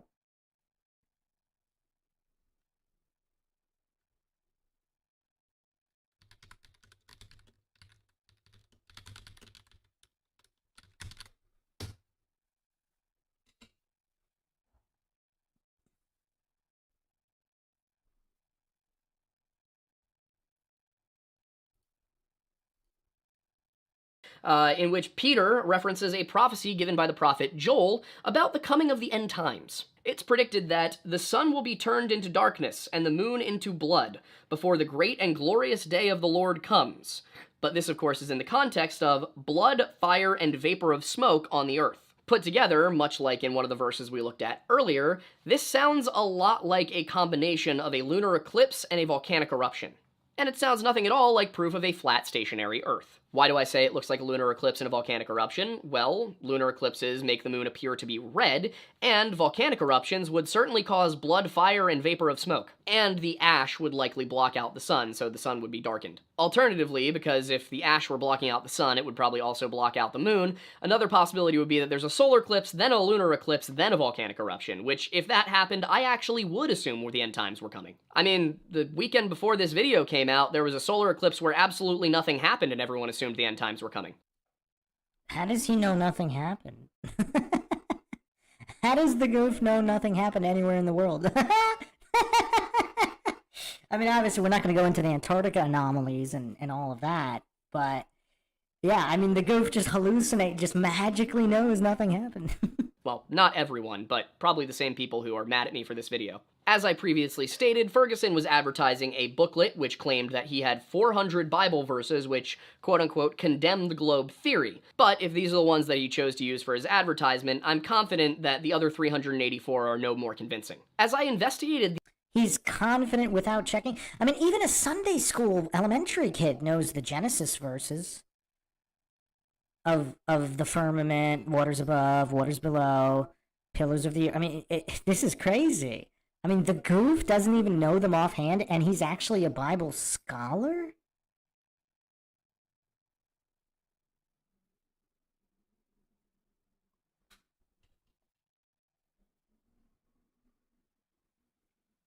I mean, again, if I can only pick one verse, I would probably pick Job 38:14. The earth takes shape like clay under a seal. Its features stand out like those of a garment. Features, mountains, whatever. But look at that's because these are the seals that they used in biblical times, allegedly. The Israel Museum, all these other museums, even his own cult of scientism, his cult of archaeology, all of this cult of authority worship all supports that these are the seals used. So Antarctica is supposedly the highest landmass on Earth. Like, how does this not match? And this goof's not even going to go over this verse or any of the Genesis verses about the actual formation of the Earth, clearly matching flat Earth cosmology. I mean, it's not like it's debatable, like the Hebrew cosmology. It's not like it's debatable. I mean, it's agreed. Even the scientism cult agrees on it. The alleged biblical reasoning for a flat Earth, one question I had was, Why the sudden revival of a flat Earth cosmology 2 millennia after the Western world had left these beliefs behind? Wait, again, completely ignoring Lucretius? And hallucinating to know what was taught in between? As it turns out, much of the controversy of the 19th century was related to the conflict thesis, a belief held by some members of the scientific community that science and religion. And is he this utterly clueless? He doesn't even know about the debate of a geocentric spherical Earth versus a heliocentric spherical Earth? Is he this utterly clueless that he's ignorant of even the Michelson-Morley experiment and what it was seeking to prove, the ether versus no ether? Like, is he really this utterly clueless he didn't even spend 5 minutes researching this topic? Were fundamentally at odds with one another. The now overwhelmingly rejected conflict thesis really came into its own and was fully developed in the latter portion of the 19th century, but it began to coalesce in the earlier portion, and one example is the work of Jean-Antoine Letron. Letron, a French archaeologist, argued that the belief in a flat Earth was upheld by medieval churches, and that this was done out of a belief that the Bible says the Earth is flat. He expressed his criticisms in On the Cosmographical Ideas of the Church Fathers, in which he used the work of several Christian authors of late antiquity and the Middle Ages. The text, however, is riddled with inaccuracies and misrepresentations. Letron cites the 6th century Christian author Cosmas Indicoploistes and his work Christian Topography. I mean, again, with these appeals to authority. I mean, I think I just need to put this on the screen here. Let me just put this on the screen real quick. I mean, yeah, the level of goofery here, I mean, it's quite extreme. Quite extreme.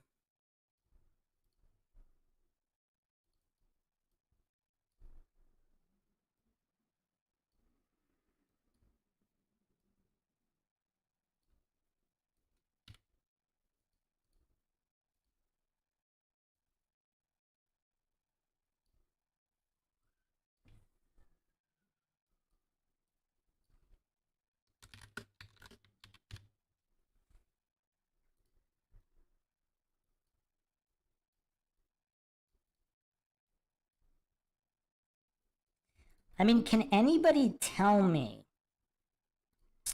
how this can be misinterpreted here?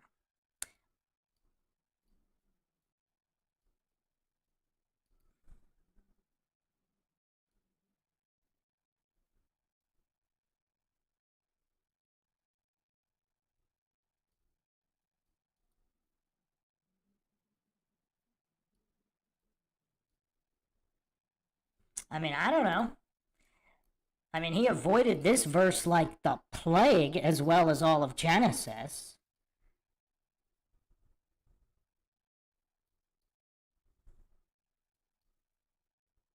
I mean, that's the thing that makes this so explicit is I mean, it's these clay seals. This is how important paperwork was signed. It's not some obscure reference. It's very, very literal.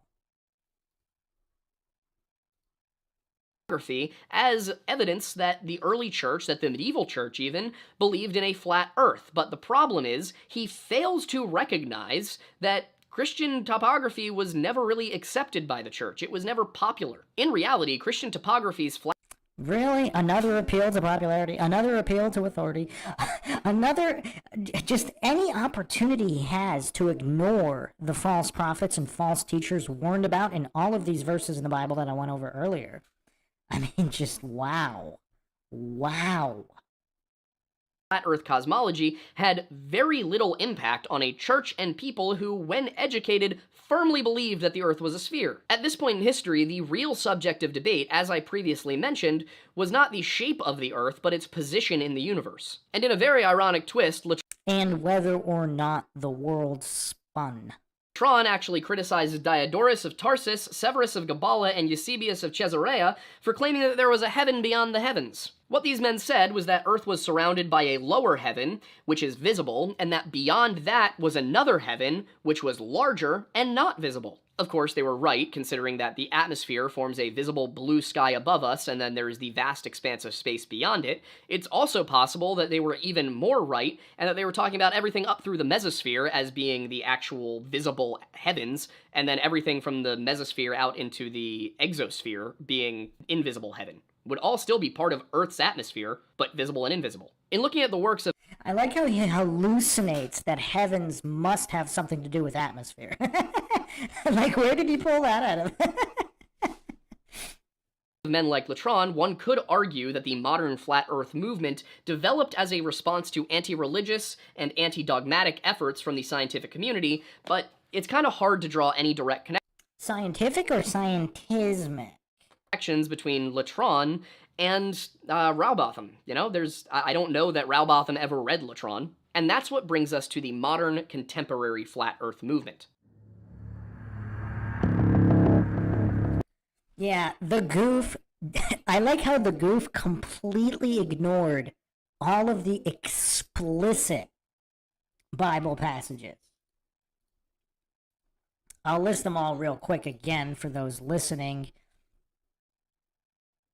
Genesis 1:6-9, let there be a dome in the middle of the water, let it divide the water from the water.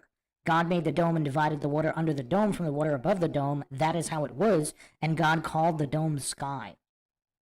And again, there's no out of context here. There's no people on earth describing what they saw. This was before the earth existed.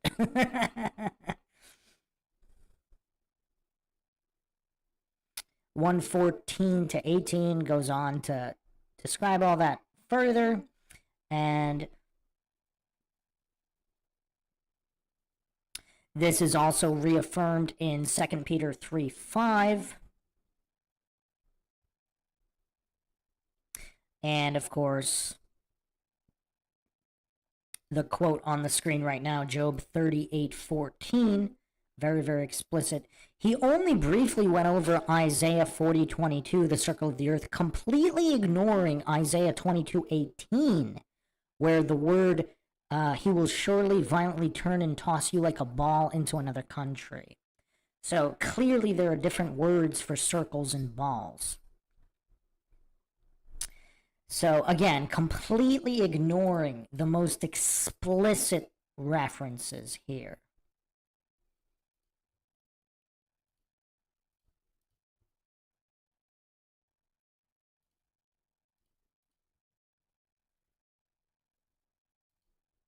Or the fact that Hebrew cosmology is not really disputed by anybody.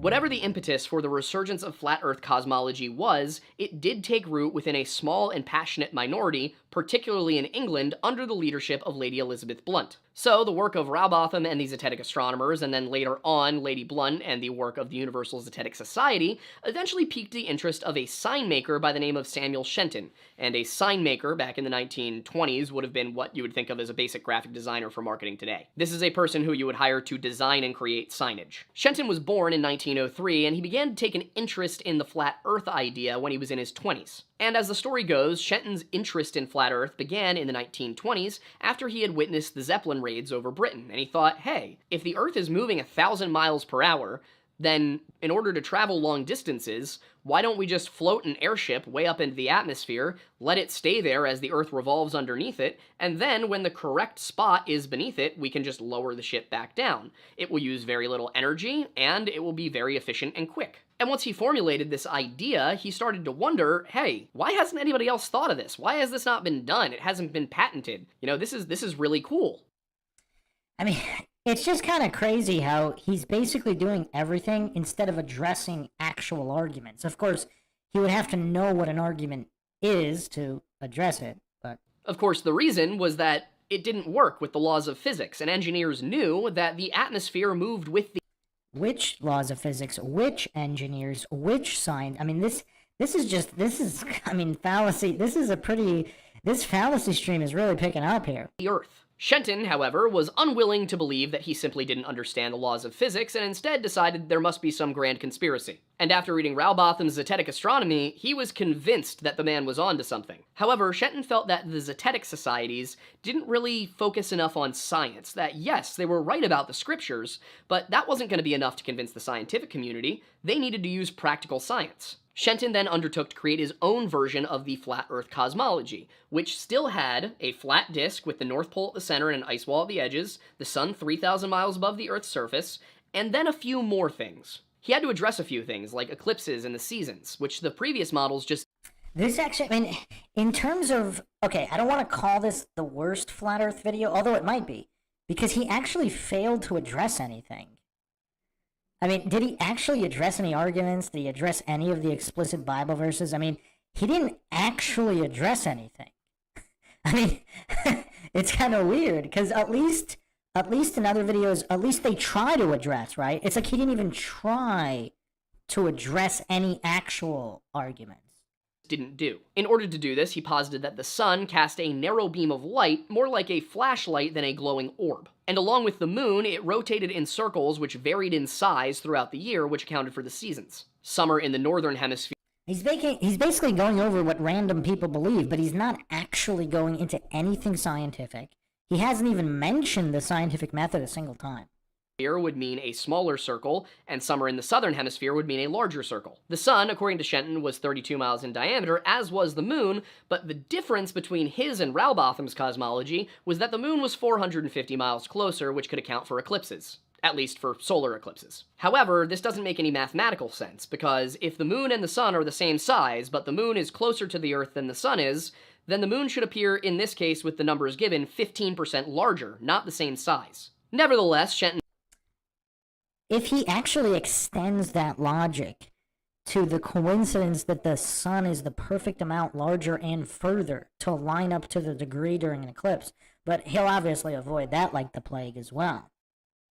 Followed up on his new cosmology by founding the International Flat Earth Research Society in 1956. And his goal through the International Flat Earth Research Society was to use modern science to prove the arguments, the claims that were mostly based upon scripture of the former Zetetic and Universal Zetetic societies. This, of course, was terrible timing, as the Soviet Union launched Sputnik 1 in October of 1957, thereby providing irrefutable evidence that things could in fact surpass the insurpassable dome.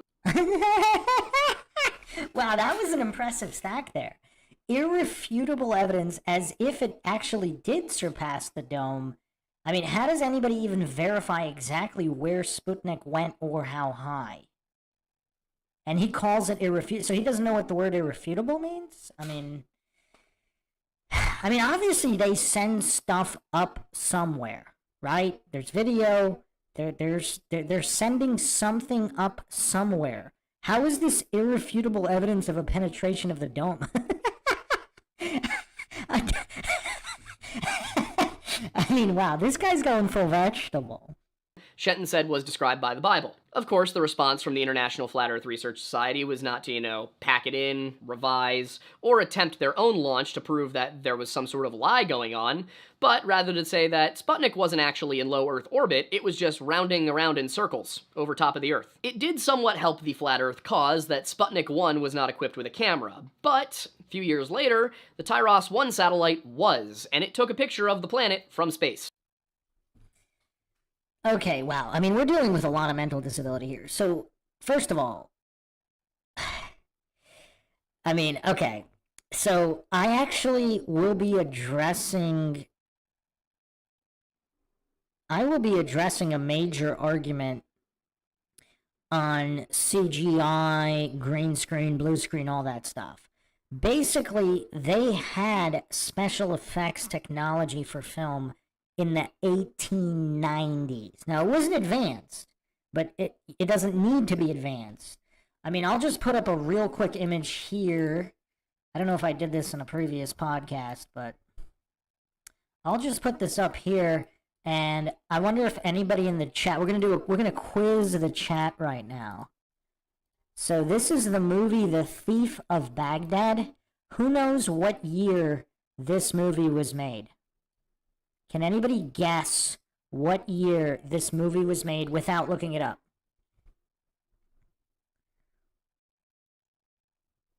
this movie with far greater technology than this random. So Sphinx Bear goes 1968. Joyce B says 1918. Heracles says 1909. Any other guessers?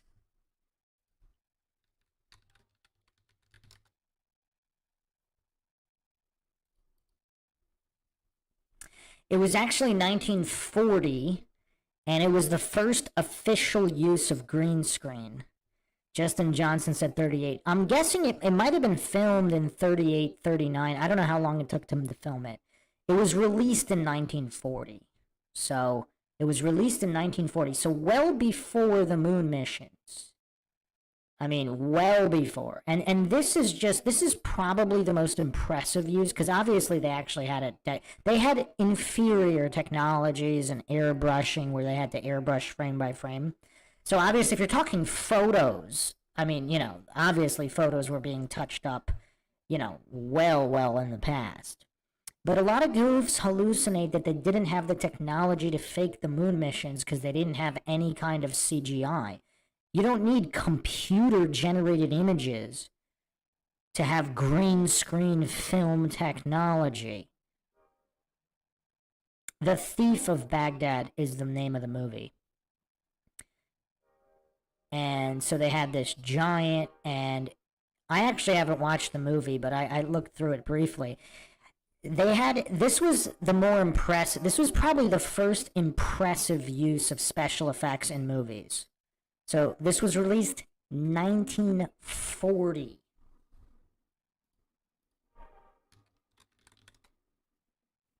So Sputnik was launched 1957 without the camera. But even if it did have a camera, like a lot of these scientism cultist goofs who said there was no technology to fake anything, this is green screen technology. I don't know if I want to call it fairly convincing, but it's decent, and it's 1940, and this is civilian tech. Now, military tech anywhere could be up to 50 years ahead, depending on what you read. Clearly, it's ahead. Obviously, the military has a lot bigger budget than a Hollywood movie. So this is The Thief of Baghdad, 1940, and this goof here on Lore Lodge, this soy goof, is hallucinating that this random image somehow proves something. Let's say this image is legit. How is that a spherical planet? I don't know what that is. I don't know what that is at all. I mean, there could be lens distortion. Was it a fisheye lens? I mean, that doesn't prove anything. And the fact that the goof thinks it does, I mean, even if it's real, it might not be cartoons. Let's say that's a real image of Earth. It went up kind of high, and that there's some major distortion going on here. How would we know? What does that prove? What does this image prove?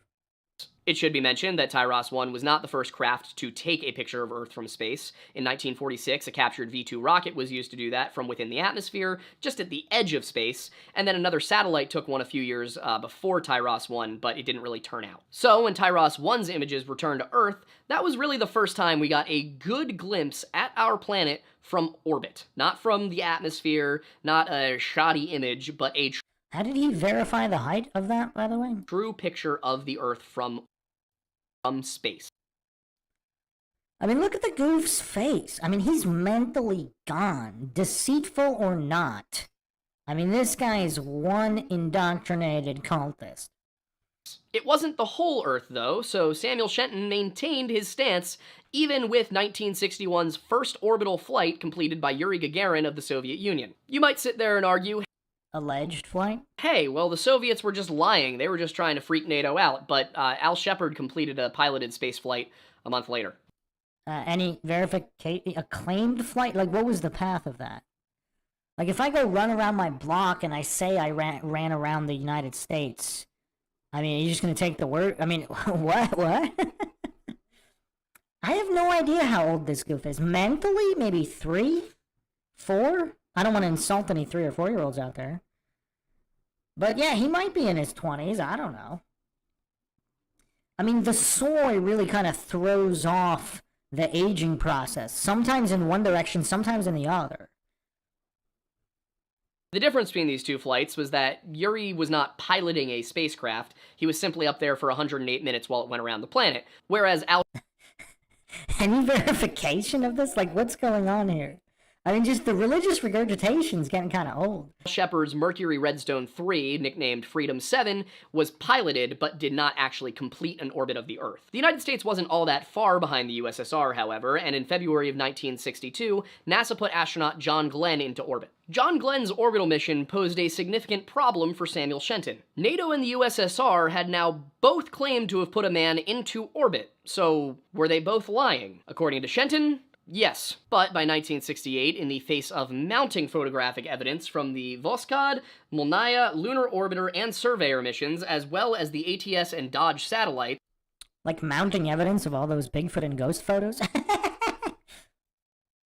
Shenton finally offered a There are way more ghost and Bigfoot photos than there are of claimed negatives of Earth. path to concession. Shenton was a man of science, at least in his own mind, and he wanted to be perceived as somebody who made decisions, made his beliefs based upon the facts presented to him. To that end, he said that if Apollo 8 returned, and Apollo 8 was ongoing at the time, if Apollo 8 returned with photographic evidence, he would accept it. There were a few stipulations, and he was quoted as saying, "If they show us a very clear picture of the Earth from space, and the picture does not show all of the continents, and the edge of the picture is out of perspective, then it will prove that the Earth is round." Basically, if you show me a photograph, and Earth is in the middle and space is to the side, and I can't see all of the continents, then that means the Earth must be a globe. We do also get some important information from that same article from the AP, in which he says, if the Earth is a planet, it would have to be traveling around the sun at 1,000,000 miles per hour, and we have never had evidence that the Earth is moving around the sun. Of course, this whole full-color image by Apollo 8 thing was kind of a moot point because both the ATS and Dodge satellites had already, by this point,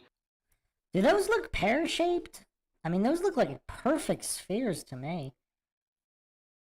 I mean, the second image is quite grainy and distorted, but the first image looks like an absolutely perfect sphere. produced full images of the entire Earth from space. And they fit the stipulations. You could not see all of the continents, and the edges of the picture were black. And again, keep in mind, video green screen or blue screen existed as early as 1940. That's for video. And he's bringing up images here decades later. Earth was in the middle. Both of those photos were released exactly 30 years before I was born. Regardless, on December 21st, 1968, the Apollo 8 astronauts took a picture of the Earth from space which fit all of the parameters given by Shenton. Is there any verification they were where they said they were? The only possible shortcoming here was that a tiny sliver of the planet, and of course this presupposes the moon landing was legit, was in shadow. Due to the position of the spacecraft, which was not directly between the Earth and the Sun, but rather slightly to the east, there was a shadow over the eastern Atlantic. Basically, everything east of the prime meridian appears to be in shadow, but you can still see probably 95% of Earth in the image. The reason for this, of course, is that it was just nighttime in Europe and Africa. Presupposing the legitimacy here. Yeah, I mean, editing photos, I mean, that was around for a long time. I mean, I'll get you a date in a second. I think I'm going to include this. I'm doing an upcoming video on this because a lot of scientism cultists bring this up in terms of not being able to fake the moon landing, and they only look at Kubrick and they're like, that wasn't that great, as if there was no other tech to do so. And as if civilian tech was as advanced as military tech with billions and trillions of dollars behind it. Meanwhile, Hollywood movies are like a couple $1 million budget.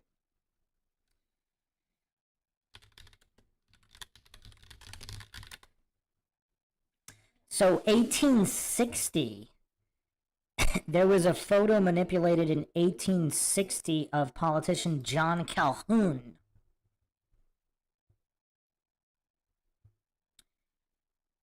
There were Civil War photographs, engravings manipulated. So the first officially recognized photo manipulation is this John Calhoun image.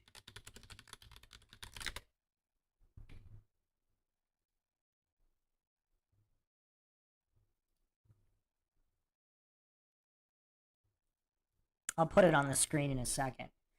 So this is 1860. 1860. And these goofs are pretending that photos can't be manipulated in the 1900s. I'll put it on the screen in a second.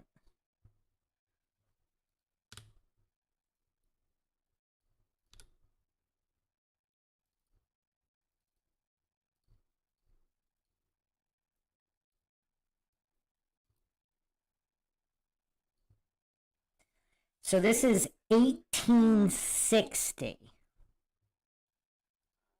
So video manipulation actually started in the 1890s, but it was fairly basic, so not enough to fake a moon landing or anything. But by the 40s, they had blue screen type technology.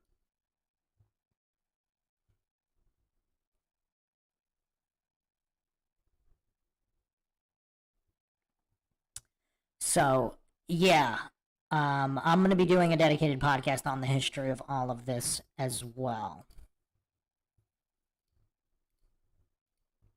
Like, that's it. The mission produced a few more photographs of the Earth, some parts covered in shadow, but with enough there to see that it's definitely a globe, at least for any person with a functioning brain. But Samuel Shenton was So is that not him? I mean, he doesn't appear to have a functioning brain. no such person. As you might expect, rather than simply admit that he had been wrong, Samuel Shenton instead insisted that the USSR and NATO were both lying because, for some reason, they want us to think the Earth is round. Yeah, I mean, governments would never engage in any shady behavior ever. I mean, hey, maybe the Lower Lodge is onto something. I mean, maybe governments would never conspire about anything. I mean, and never engage in any criminal act. I mean, maybe this guy's onto something. Maybe we should start listening to him. He didn't change his opinions when humanity landed on the moon a year later either. Presupposing they did. Again, check out the MINDSHOCK Apollo podcasts. I go over all of the allegations and whether or not any of this was even possible. Despite all of the video, photographic, and testimonial evidence. Astronauts, he claimed. Testimonials. Because humans would never lie about anything. This guy is kind of funny. I have to reframe. He's a little bit funny. I mean, he's nowhere near as entertaining as Craig or any of these other goofs. But he was pretty bland, but I mean, he's throwing in some kind of funny comments like this. Are hypnotized into believing they go to space. Even with their training, those chaps wouldn't have the nerve to be fired off on top of an explosive, a rocket, and the lack of observations they bring back is negligible. Now, I will say that describing a lack of observations as negligible in this context actually doesn't make any grammatical sense, but even more importantly... Does calling something that could be a flat table round... Is calling a sphere exclusively round make sense? I mean, I don't know. But these guys were often fighter pilots. Their entire job was to strap themselves to a jet with guns. And follow orders and sign non-disclosures. Now, of course, piloting a jet and piloting a Saturn V are a different thing, but come on, man. And before anybody says... Come on, man. That's his argument now? Come on, man. That's all he's got left now? Yeah, this is, I mean, well, I don't think I want Austin to have anything to do with this guy. I mean, wow. I mean, this would be like taking candy from a baby. This would be like boxing a baby. I mean, wow. It in the comments, because I know you will. The moon, we landed on it. It happened. If you people... That's his argument? It happened? Wow, this would be like boxing a baby. I mean, this is crazy. Insist on making me do a video on the moon landing conspiracy, I will do so, but I will also say that Buzz Aldrin just does not seem like the kind of guy... A military man under orders is not the type of guy to lie. That's his evidence? Wow. Wow. He's not the type of guy. Does he even know him personally? Like, hold on a second. Now, even if he did know him personally, that wouldn't mean anything. But he doesn't even know him personally. I mean, what? I mean, yeah, but naive or not, like, how does anybody with any kind of critical thinking ability, with any kind of brain function, anybody who's not completely brain dead, anybody who's not complete, how would they think that's a valid argument? He doesn't seem like the type of guy to lie. I mean, you could say that about any known liar. I mean, some people might have thought that, I mean, you know, Bundy seemed like a nice guy and he wasn't the type of guy to take advantage of people. I mean, what does that mean, that he's not the type of guy? I mean, how is that any kind of legitimate argument? I mean, even in a non-scientific context, I mean, this is bonkers. And before you take what was very clearly just a joke and make it into something serious, like a certain somebody tried to do when we covered his Tartaria nonsense, that was a joke. Saying Wait, what was a joke? that we landed on the moon, however, was not a joke. Wait, what was a joke? That he's not the type of guy to lie? So he thinks he is the type of guy to lie? Wait, what's the joke here? Wait, so he thinks the guy is the type of guy to lie? In which case, what? Tartaria nonsense appeal to incredulity again. I mean, just the goofery's off the charts here. If you challenge me on it, I will make a video. Oh no, he'll make a video humiliating himself, proving he doesn't understand what basic logic is. Oh no, he'll make a video. if he's challenged, oh no. Now, is that supposed to be a threat, or is that supposed to be a promise of entertainment value for people who are going to watch to see how he humiliates himself? Like, you could almost hear, like, in Soyland is making a video, like, challenging somebody to a fight. Like, he almost said that as if his threat had some kind of validation behind it. I mean, it wouldn't even be fair for Austin to waste his time with this guy. I mean, it's like boxing a baby. Like, I mean, there's an ethical issue here. I mean, who's going to actually box a baby? Just because someone drags the baby into the ring, that doesn't mean you need to knock him out. I mean, this is tough. Actually, you know what? Even better. If you want to see the moon landing video, I'll make this very easy for you. Just comment moon. In any case, the same article which quoted Shenton as saying that for some reason they just want us to think the Earth is round, it also says that Shenton may be the last flat earthist, not earther, in the world. But as you all know, wow, Johnny Sizzle Chest is sadistic. He wants to see a baby get knocked out in a boxing ring. I mean, this is crazy. This is crazy. I mean...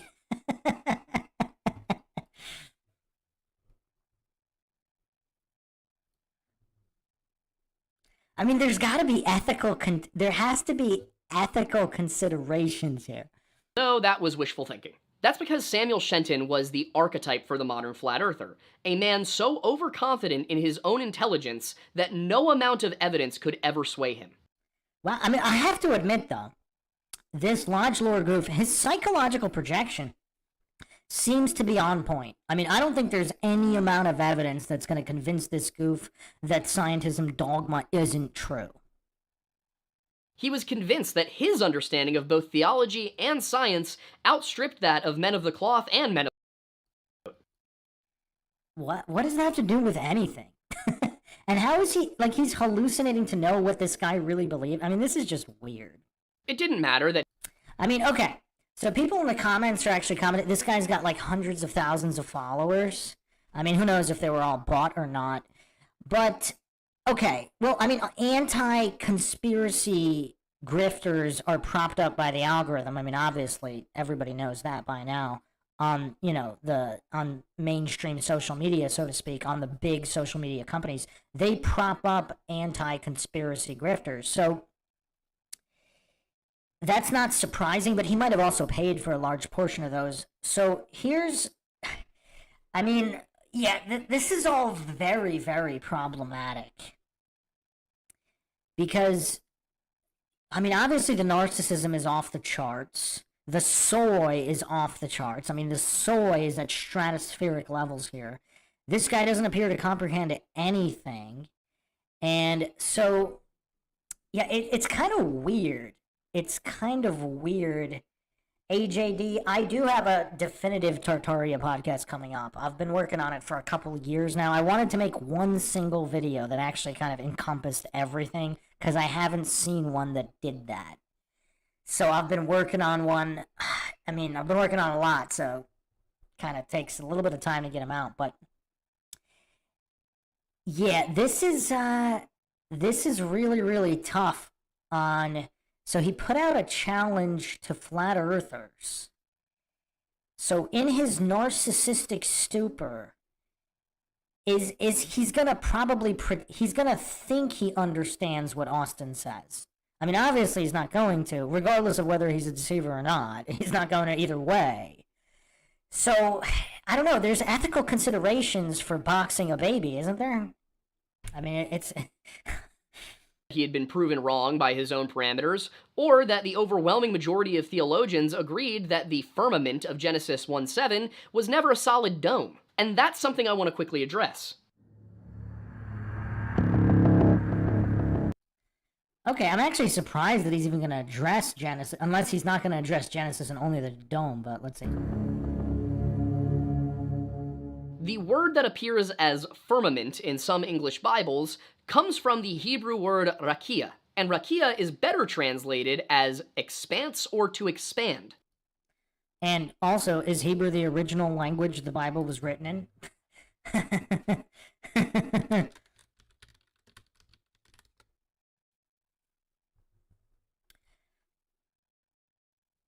Because supposedly, again, I'm not claiming anything is true or untrue, but there's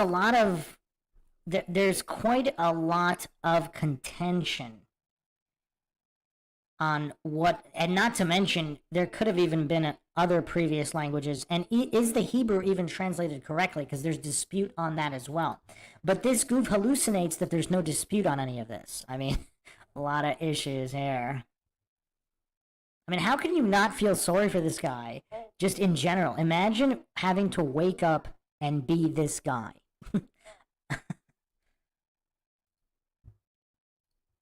Firmament in English language Bibles is a result of St. Jerome translating rakia as firmamentum in the Vulgate Bible. The Vulgate was a 4th century translation of... I mean, this is all moot anyway, because he keeps going with these diversion fallacies, red herring and non sequitur. What does the exact nature of the dome have to do with the separation of the waters above from the waters below?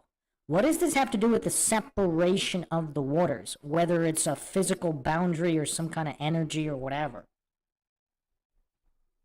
The Bible into common Latin, the Latin spoken by the average person rather than the classical Latin of the poets, and it was translated primarily from the Hebrew texts available at the time, with the gaps being filled in by the Septuagint, the Greek language translation of the Hebrew Bible. Which obviously couldn't be fallible in any way, right? I mean, just this goof's inability to think on a children's level. Just to think critically or logically in any way on even a children's level. The mental capacity is just not there. Today, modern English translations, such as the English Standard Version or the American Standard Bible, as well as their newer 20th century versions, translate Genesis 1:7 as God made the expanse rather than God made the firmament. It's possible that Jerome chose to use firmament instead of What does that have to do with separating the waters above from the waters below? What does that have to do with separation of waters? expansum because of the use of the Greek word stereoma in the Septuagint. Stereoma can be translated directly into English as foundation, framework, or firmament, but firmament is referential to the King James, Geneva, and Dewey Rhymes Bibles. Basically, the only reason... I mean, he did accurately psychologically project taking things out of context, because that's exactly what he did. The context was about the separation of the waters.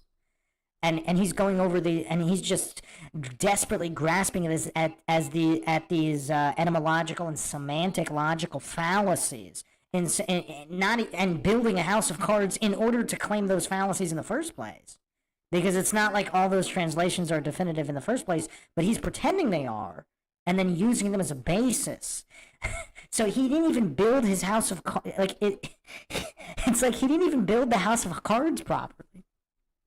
That stereoma can translate to firmament in English is because of that mistranslation in the Bible. As for the...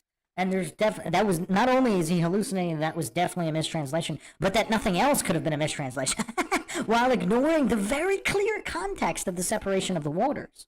Septuagint, it seems very possible that stereoma was used more in the sense of a foundation or a framework than a dome. And that becomes especially clear when you use the rest of the Old Testament for context. But what about the context of the separation of the waters? Is he even going to mention that a single time? Or is he either too mentally disabled or too much of a deceiver to do so?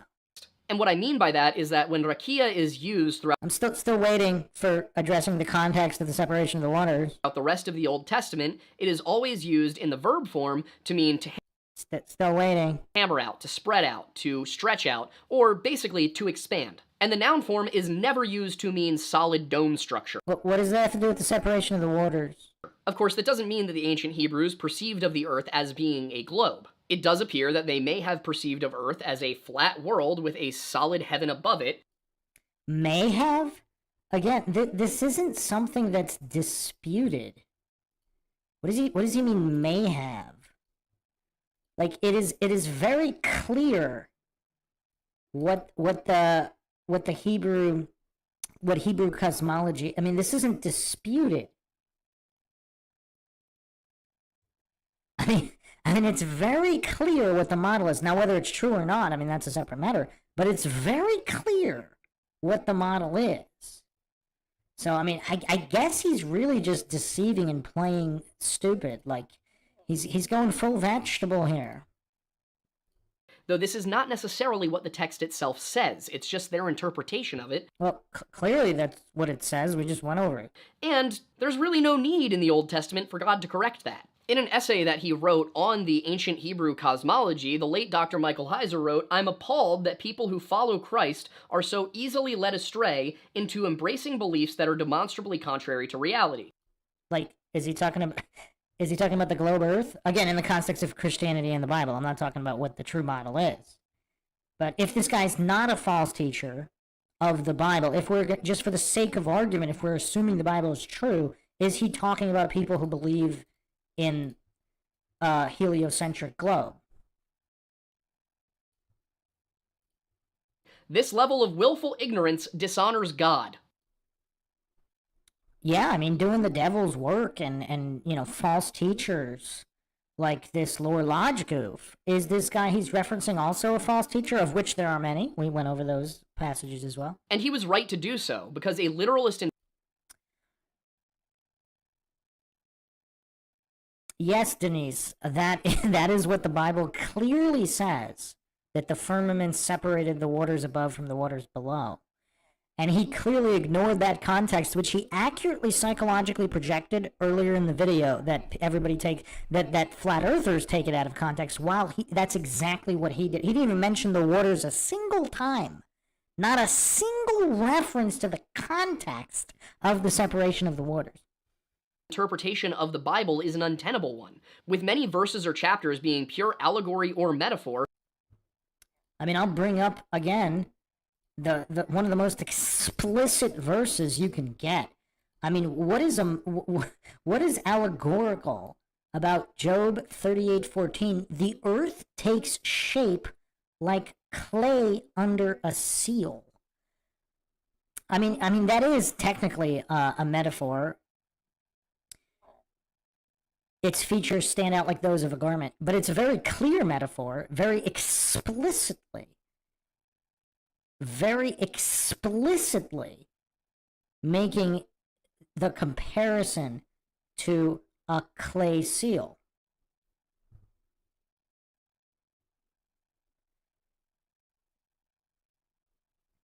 AJD saying, is he taking Dr. Heiser's words out of context?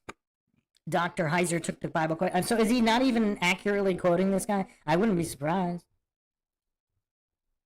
Including the very parables of Christ himself. There was no prodigal son. There was no vineyard. There Here it goes with the diversion fallacies again. were no talents. All of these were made-up stories that Jesus Christ used to teach concepts to his audience. And to be clear, that's not me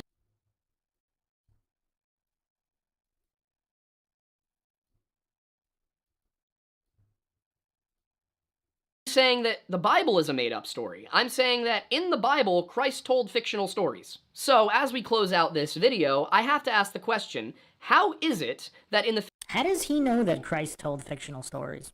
I mean, hallucination? Like, how would he know either way, though? Like, I mean, just the level of gopher here is just crazy. face of overwhelming scientific and scriptural evidence... Such as? Overwhelming. He brought nothing to the table? Like, how many arguments did he actually bring to the table? And he calls this overwhelming? So he doesn't know what the word overwhelming means. So he appears not to know what the word overwhelming or evidence means. Right? Because if he doesn't know what overwhelming or evidence means, I guess that could explain that statement. People in the year of our Lord 2024 still believe that the Earth is flat.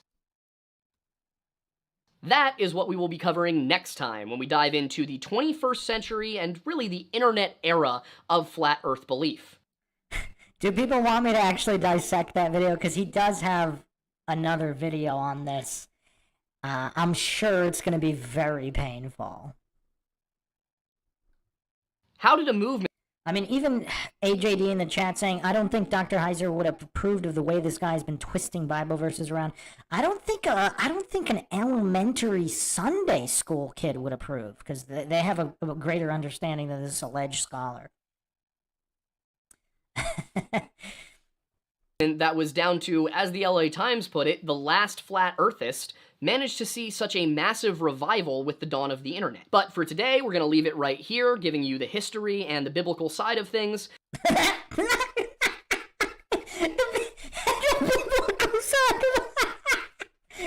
Wow. I mean, nothing but cherry-picked diversion fallacy stacks and blind faith to scientism. I'm going to put another quote here on the screen that I think is going to be very relevant here. I went over it before, but I just want to put it up on the screen to close this out, to really drive the point home.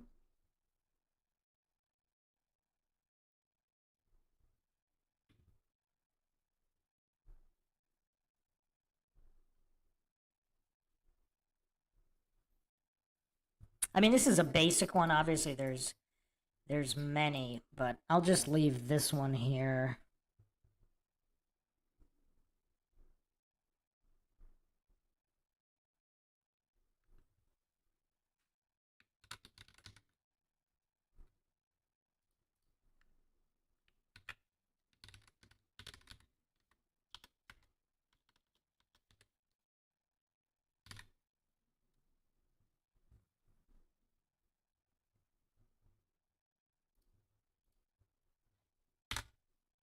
Give me a second. YouTube being very, very laggy as usual.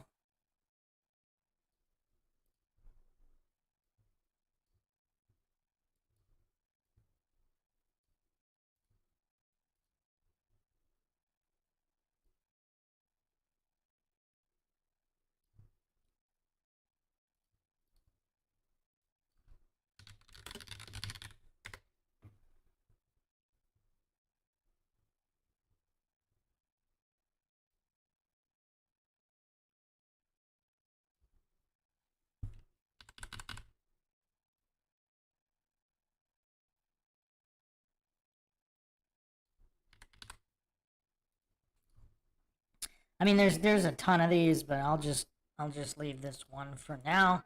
Really sums up this goof quite well, I think.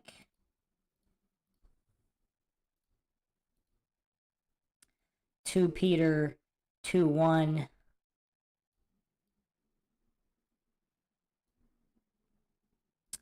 But there were also false prophets among the people, just as there will be false teachers among you. They will secretly introduce destructive heresies. Before we jump into everything else, because I needed a break and this video is already pretty long. So with all of that said... He thinks an hour is long? I mean, we've been going here for 4 hours to deconstruct the gopher. It took 4 hours to point out the gophery here.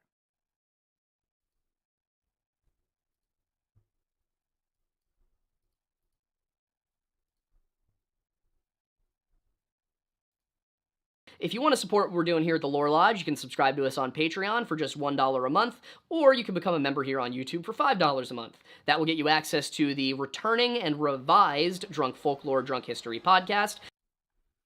So he does drunk folklore and drunk history? Like, while drunk? Is he drunk right now? Is that why his brain doesn't work? Because he's an alcoholic? I mean, I don't know. I'm just trying to figure this stuff out. I don't claim anything is true or untrue.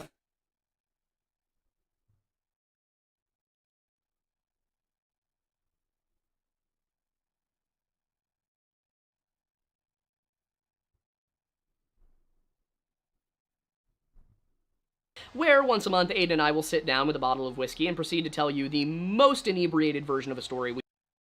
You subscribe to Patreon at the higher tiers, there are other fun things that you can get, like t-shirts and hoodies, but the $1 one gets you access to the content.